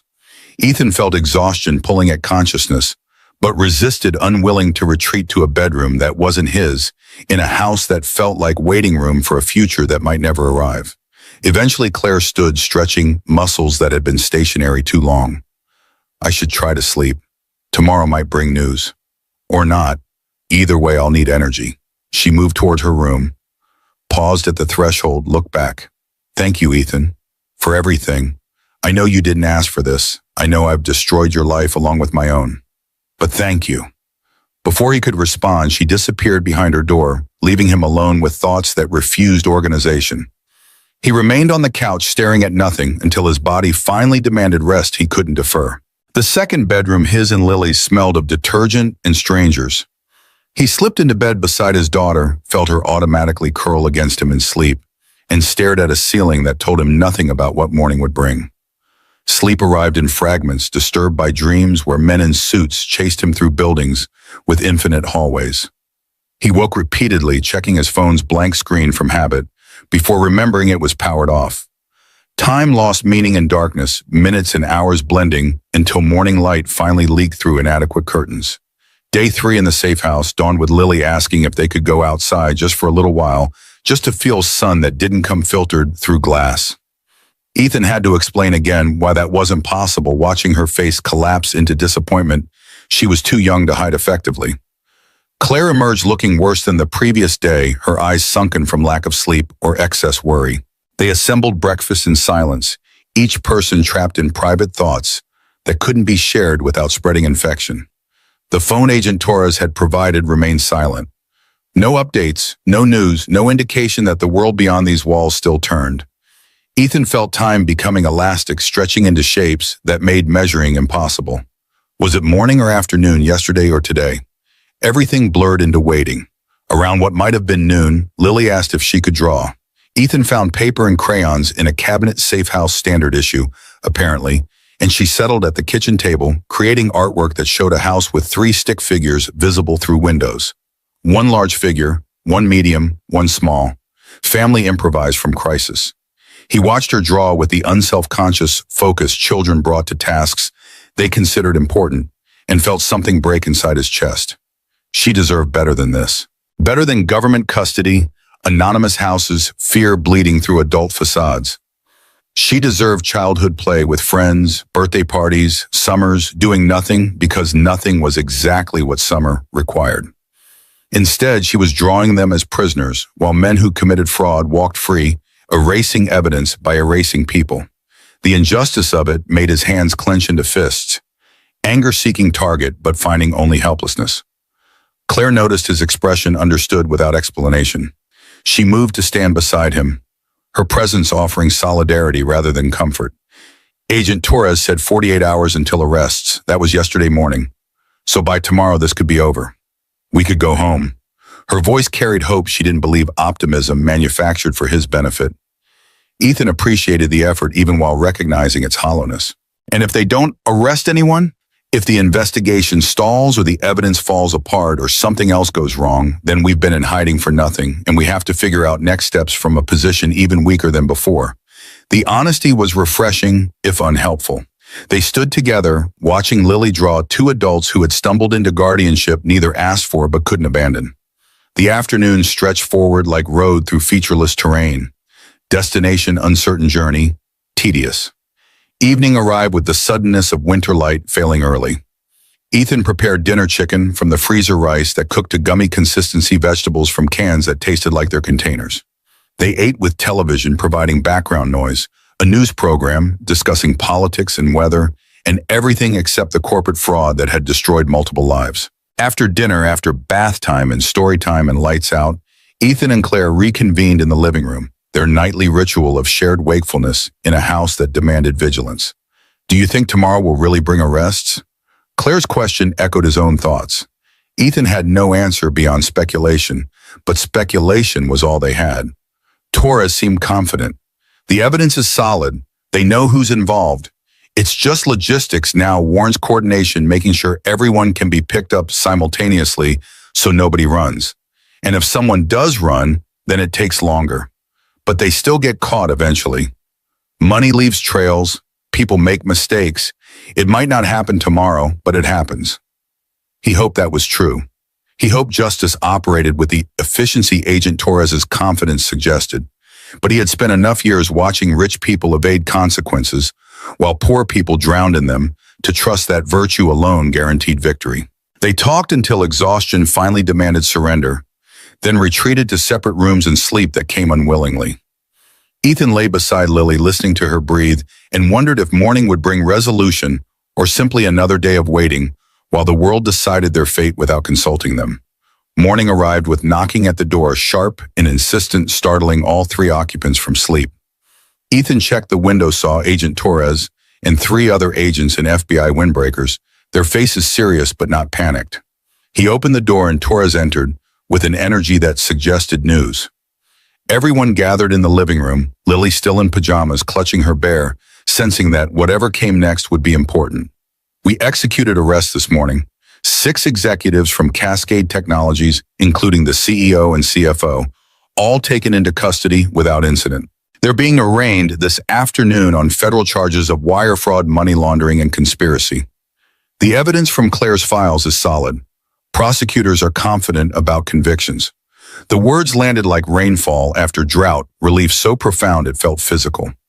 Claire's hands flew to her face, covering emotions too large for expression. Tears leaked between fingers, and her shoulders shook with sobs that sounded like laughter, if laughter could be heartbroken. Ethan felt tension he hadn't recognized drain from muscles that had been clenched for days. He pulled Lily close, kissed the top of her head, and allowed himself to believe that maybe finally this nightmare might be ending. What happens now? Can we go home? Torres nodded, her professional facade cracking slightly to reveal satisfaction beneath. You can go home. We'll maintain some surveillance for a few days, make sure there are no threats from associates we haven't identified yet. But the primary danger has passed. You're free to resume your lives. Free. The word felt foreign concept, too abstract after days of constraint. Ethan tried to imagine returning to their apartment, to Lily's school, to his delivery route, assuming his job still existed. The future that had seemed impossible now stretched before them, ordinary and precious, and terrifying in its normalcy. Claire would need to testify eventually, Torres explained. Grand jury first, then trial if the case went that far. But with the evidence and multiple defendants, plea deals were likely. Most of it would happen without her needing to appear. She would have her life back, or at least the opportunity to build a new one. They packed their few belongings, Ethan moving with efficiency born from years of managing limited resources. Lily helped folding clothes with more enthusiasm than skill. Claire moved slowly, as if afraid sudden movement might shatter this fragile victory. Within an hour, they were in a government vehicle being driven back toward the neighborhood they had fled days ago. The city looked different now. Brighter, less threatening, just buildings and streets rather than maze of danger. Ethan watched familiar landmarks pass, feeling something like home calling him back. The van stopped outside their building. Agent Torres handed Ethan a card with numbers to call if anything seemed wrong, reminded them surveillance would continue for another week, then left them standing on sidewalk with bags in hand and future uncertain, but finally their own. They climbed stairs to the 4th floor, Ethan's keys feeling strange in his hand after days without using them. The door opened onto their apartment untouched, exactly as they'd left it in panicked flight.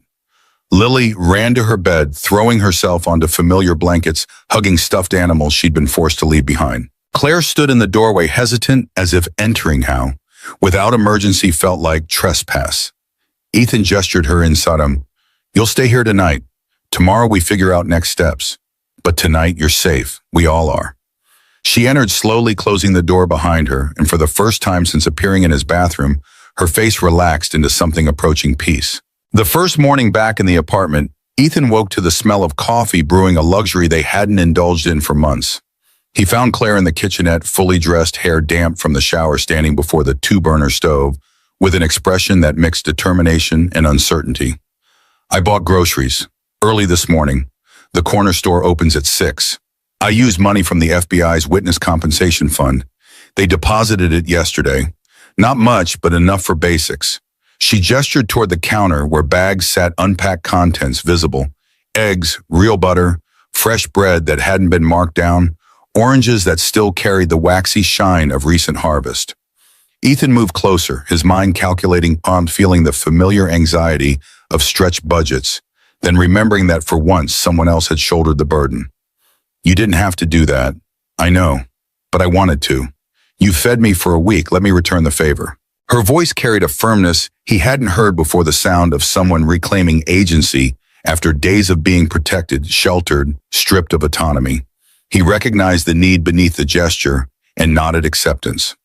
Lily emerged moments later, her internal clock accurate despite location changes and stress. She saw the groceries, saw Claire cooking, and her face lit with uncomplicated joy. She climbed onto a chair, chin resting on folded arms, watching with the attention she usually reserved for cartoons. Are you making pancakes? Claire glanced at ingredients, improvising without recipe. Something like that. We'll call them pancakes and hope they cooperate. The meal that emerged 20 minutes later bore only passing resemblance to pancakes, too thick, slightly burned at edges. Sweetness coming from apples chopped and mixed into batter rather than syrup they didn't have. But they were hot and made with care, and when Lily took her first bite, she declared them the best pancakes ever, and Ethan couldn't dispute the claim. They ate together at the folding table, morning light filtering through windows that no longer needed curtains drawn. The absence of threat felt strange, like missing tooth. The tongue kept probing. Ethan caught himself listening for knocks at the door, scanning the street through peripheral vision, waiting for the other shoe to drop despite Agent Torres's assurances. Claire cleared plates with practiced efficiency, then turned to face him, hands gripping the counter edge. I need to find a place to live. I can't stay here indefinitely. You've done enough. The statement was practical, obvious even, but it landed harder than Ethan expected. Over the past week, the three of them had formed something resembling family bonds forged in crisis that felt real despite their artificial origin. The thought of Claire leaving, of returning to the two-person unit he and Lily had been, created an emptiness he couldn't quite name. There's no rush. Take time to figure things out. The FBI compensation won't last long. Maybe 2 months if I'm careful. I need to find work, but who's going to hire me? Every background check will show that I was fired, accused of theft involved in a federal fraud case. I'm toxic. Her voice remained level, stating facts without self-pity, but Ethan heard the fear underneath. She had exposed criminals and been vindicated, but vindication didn't erase digital footprints or repair destroyed credit or convince employers that hiring her wouldn't bring complications. Give it a week. Let things settle. You testified, the arrests happened, the news cycle will move on. In a week, we'll have better perspective. Claire looked like she wanted to argue, but Lily's voice interrupted from where she sat, drawing at the table. You should stay with us. We have room. And Daddy needs help because he's always tired. The child's logic was irrefutable and embarrassing. Ethan felt heat rising in his cheeks, while Claire's expression shifted towards something that might have been amusement. Your daddy manages just fine, but he'd manage better with help. Mrs. Chen says it takes a village. Are you part of our village? The question hung in the air that suddenly felt charged with meaning beyond a 6-year-old's understanding. Claire's eyes found Ethan's, asking permission or offering escape, he couldn't determine which. Let's take it one day at a time, he said, finally answering both of them, committing to nothing while leaving everything possible. The morning progressed with Ethan making calls he had been avoiding. His supervisor at the delivery company answered on the 4th ring, voice curt with irritation that bloomed into something uglier when Ethan explained his absence. Family emergency doesn't cut it, Cole. You're supposed to call in, not disappear. I've got a business to run. Your route's been reassigned. I understand. I'm ready to come back. Tomorrow if you need me. Silence stretched while his former supervisor decided whether to be magnanimous or petty.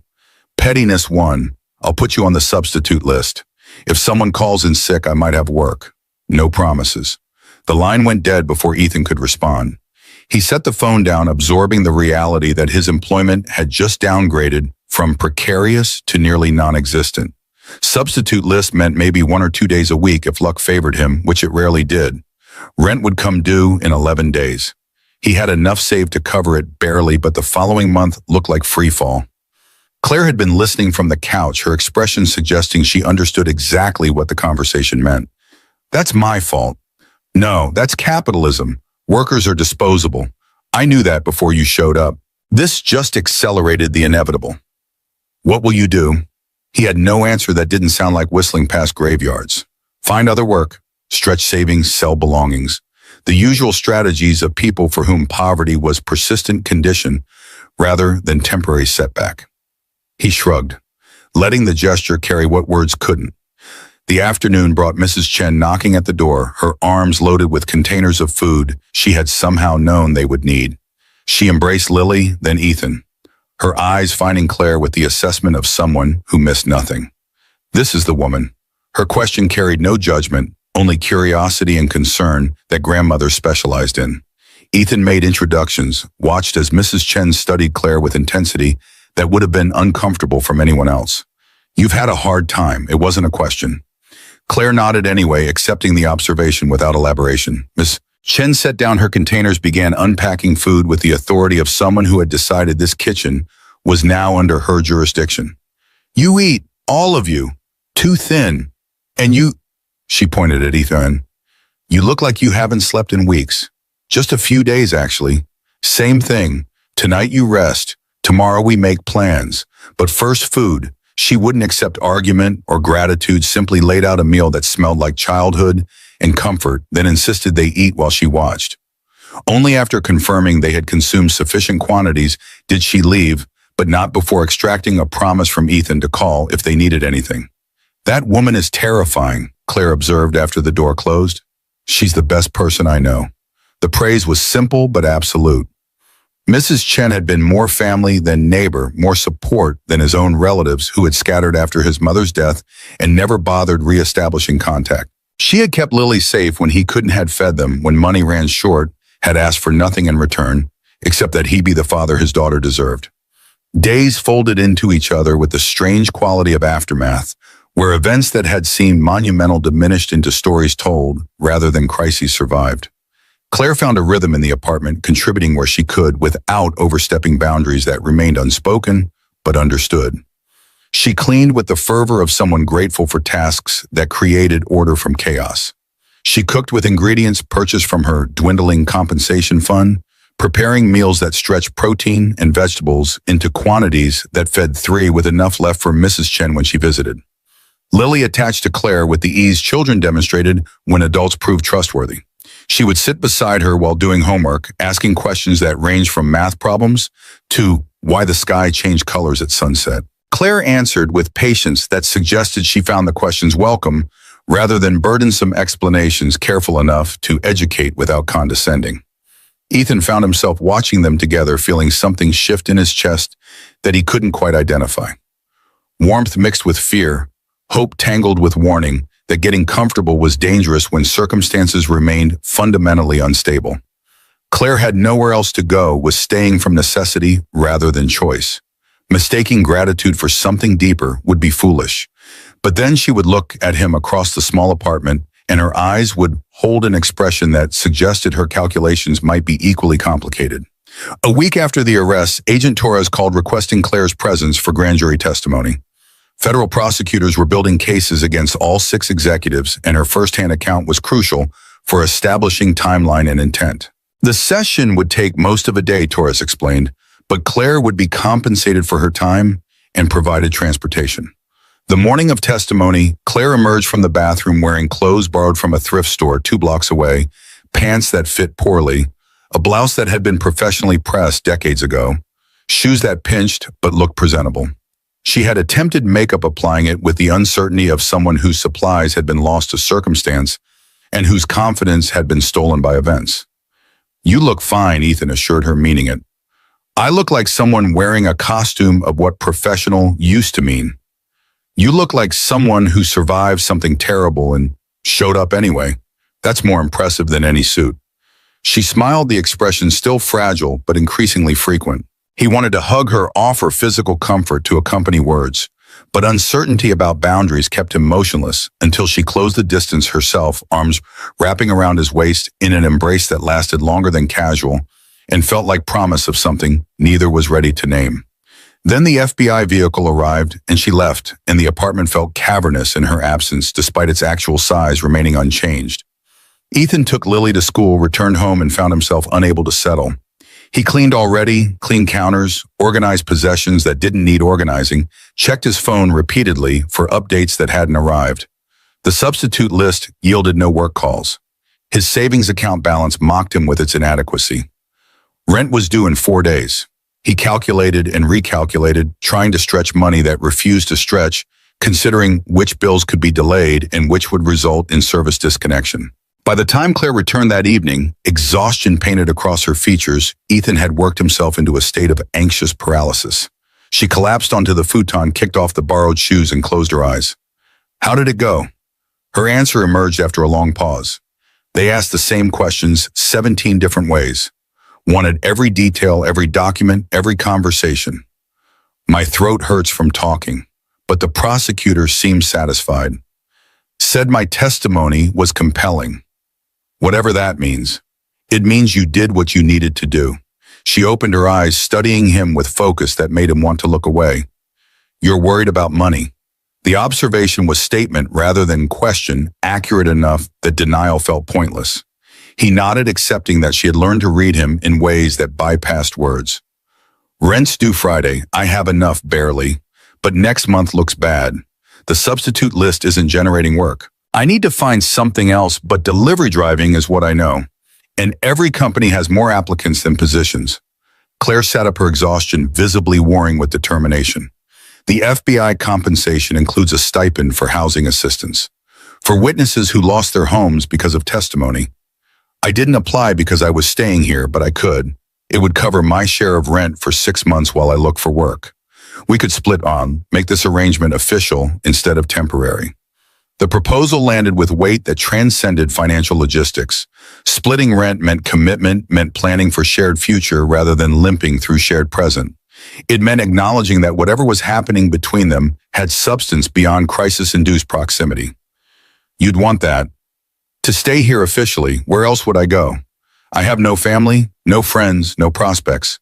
But more than that, she paused, choosing words carefully. I want to stay. With you and Lily, if you'll have me.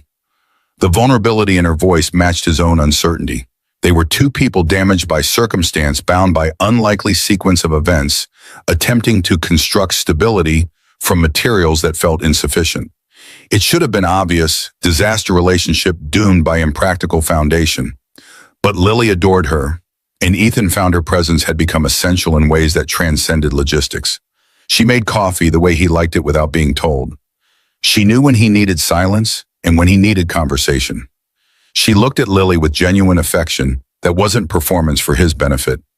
She had survived circumstances that would have broken many people and emerged with compassion intact. He crossed the small distance between them, sat beside her on the futon that had hosted so many difficult conversations, and took her hand. I'd like that, us figuring this out together, whatever this becomes. Relief flooded her face, followed by something that looked like hope, finally permitted to exist without immediate contradiction. She leaned against him, her weight familiar and welcome, and they sat in silence that felt less like absence of words and more like understanding that exceeded language. That weekend, they rearranged the apartment with the seriousness of people claiming spaces as theirs rather than his. Lily's bed moved to create more distinct separation.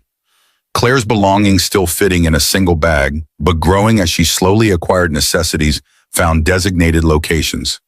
The bathroom accommodated a second toothbrush, hairbrush, the modest cosmetics she purchased with FBI funds. Mrs. Chen visited, assessed the changes with eyes that missed nothing, and nodded approval. Good. Everyone needs family. Blood or chosen doesn't matter. She had brought more food, noodles and dumplings prepared with the expertise of decades, and they ate together 4 people around a table meant for 2, but managing somehow the crowding feeling less like imposition and more like abundance. Lily asked questions with her usual directness, trying to understand the shifting dynamics of their household. Is Claire staying forever? Ethan and Claire exchanged glances, neither certain how to answer. Finally, Claire spoke, her voice gentle. I'm staying for a while. We'll see how it goes. Is that okay with you? Yes. Lily's enthusiasm was unqualified. Now we're a real family, like Emma has. She has a mom and a dad and a brother. We have a Deb and a Claire. That's almost the same. The logic was 6-year-old perfect categorization that ignored complexity in favor of simple truth. People who lived together and cared for each other constituted family regardless of legal or biological relationships. Ethan felt his throat tighten, emotion pressing against composure. That night after Lily slept, he and Claire sat together on the futon that had become their evening ritual space. The apartment settled around them with its familiar sounds, no longer threatening, but simply present. Thank you for this, for giving me somewhere to belong when I had nowhere. Claire's gratitude felt unearned. He had simply responded to crisis in front of him, made choices that felt inevitable rather than heroic. But her hand found his in the dimness, fingers interlacing, and the gesture carried meaning that transcended gratitude. I gave you a sandwich and let you use my bathroom. You gave me back hope. Seems like you got the worst deal. She laughed quiet enough not to wake Lily, and the sound carried genuine warmth. I'll try to make it worth your while. The words hovered between joke and promise, and Ethan felt his heart rate accelerate. They had been carefully avoiding the obvious tension between them, the awareness that circumstances had forced proximity, but something deeper was developing beneath forced intimacy. Now with danger past and future opening before them, pretending seemed increasingly difficult. Claire. I should tell you, she turned toward him, and whatever he had been planning to say evaporated when her lips found his. The kiss was tentative questioning, offering escape if he wanted it. Instead, he pulled her closer, answering question with affirmation, and the careful distance they had maintained collapsed. When they finally separated, both breathless, she pressed her forehead against his. I've wanted to do that for days. Wasn't sure if you felt the same. I've been terrified of feeling the same. Because wanting something doesn't mean it's wise. Wisdom is overrated. I tried being wise. Followed rules, kept my head down, made safe choices. Look where that got me. She had a point. Safety had proven illusory wisdom, insufficient protection against circumstances beyond control. Maybe recklessness disguised as courage was the only sensible response to a world that punished caution and bravery with equal indifference. They kissed again, longer, deeper years of loneliness and fear, dissolving into connection that felt both terrifying and inevitable. Eventually they separated, aware that Lily slept mere feet away and some boundaries deserved maintenance. But they remained close, Claire's head on Ethan's shoulder, his arm around her waist, both adjusting to the reality that their relationship had just become something they could no longer pretend to ignore. The following weeks brought slow stabilization. Ethan secured part-time work at a warehouse overnight shifts that paid slightly better than delivery driving and came with the promise of full-time hours if he proved reliable. The schedule was brutal, 10 at night until 6 in the morning, sleeping while Lily was at school, waking in time to collect her from Mrs. Chen. But it was income, and income meant survival. Claire found remote work doing data entry for a company that asked few questions and paid little but provided structure and purpose. She worked during Lily's school hours, then transitioned to helping with homework and dinner preparation. The domestic rhythm they established felt simultaneously fragile and surprisingly durable, routines building on routines until their life together developed texture that resembled normalcy. Lily thrived in the stability. Her drawings shifted from houses with stick figures looking out windows to houses with stick figures playing outside, subtle indication that her sense of safety was rebuilding. She talked about school with enthusiasm rather than obligation, brought home projects she was proud of, asked if Claire could come to the parent-teacher conference scheduled for next month.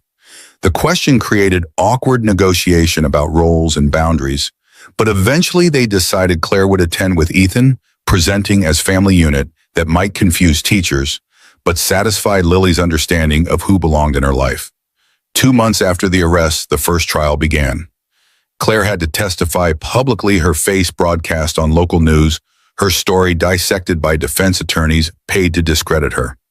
Ethan took the day off work to attend sitting in the gallery, while Claire described discovering the fraud, documenting evidence, losing everything when she tried to do the right thing. The defense attorney was young aggressive, trying to establish reasonable doubt by suggesting Claire had fabricated evidence after being legitimately fired for poor performance. But the prosecutor had prepared her well, and she answered each question with calm precision that suggested truth required no embellishment. The jury deliberated for 3 hours before returning guilty verdicts on all counts. The first executive would serve 7 years in federal prison, more trials would follow, and Claire's testimony had been pivotal. Walking out of the courthouse, reporters shouted questions and cameras flashed, but Ethan kept her close, navigating through crowd until they reached his van. Inside, doors closed against chaos, Claire began to cry. Not from sadness, but release emotion held back for months finally permitted expression. Ethan held her while she shook, offering presence because words felt inadequate to the moment. "It's over," she whispered finally. "It's really over. Not completely." More trials waited, more testimony required, but the outcome was no longer uncertain. Justice, imperfect and delayed, was happening. The people who had destroyed her life would face consequences. The evidence she had risked everything to preserve had mattered. That evening, they celebrated with pizza ordered from the place that offered Tuesday specials, soda instead of water cookies from the bakery that Lily loved. Small luxuries made meaningful by context. Mrs. Chen joined them, bringing ice cream and wisdom dispensed through stories about her own life's hardships overcome. After dinner, after Lily went to bed, Ethan and Claire stood on the apartment's small balcony, accessible through the window. The city sprawled before them, lights marking where millions of people navigated their own struggles and triumphs, most unknown to each other, all connected by the simple fact of shared geography. "What happens now for you?" Claire leaned against the railing. Portland's night air cold enough to see breath. "I don't know. Finish testifying, keep working, figure out what comes next. Maybe eventually I'll feel like myself again, whoever that is." "Do you regret it, all of this?" She considered the question seriously, not dismissing it as rhetorical. "I regret that it had to happen, that people I trusted turned out to be criminals, that doing the right thing cost me so much. But I don't regret the outcome. I stopped them. They'll pay for what they did. And I found you, found this. That has to count for something." Ethan moved to stand beside her, their shoulders touching, warmth shared against cold. "It counts for everything." They stood together, watching the city until cold drove them inside, back to the apartment that had become home to the life they were building from salvaged pieces. Nothing was certain. His job remained precarious. Her testimony wasn't finished. Their relationship was too new to guarantee durability. But uncertainty had lost its terror. They had survived worse. They would survive whatever came next. In bed that night, Lily, between them because she had requested their company, and neither had the heart to refuse, Ethan stared at the ceiling and allowed himself cautious hope. The future remained unpredictable, but for the first time in years, unpredictable felt like possibility rather than threat. Beside him, Claire's breathing evened into sleep. Beyond her, Lily dreamed whatever children dreamed, her bear tucked close. And Ethan, exhausted delivery driver, who had once given a stranger a sandwich, closed his eyes and rested. Morning would bring its own challenges. Bills would come due, work would demand attention. Life would continue with its usual blend of difficulty and grace. But they would face it together, this improvised family born from crisis and sustained by choice. Outside, Portland slept and woke in cycles that paid no attention to individual stories. But inside 320 square feet of rented space, 3 people who had found each other against all odds breathed in rhythm, and that was enough. The past had been survived. The present was being lived. The future remained unwritten, which meant anything was possible. Impossibility, Ethan thought, as sleep finally claimed him, was all anyone really needed.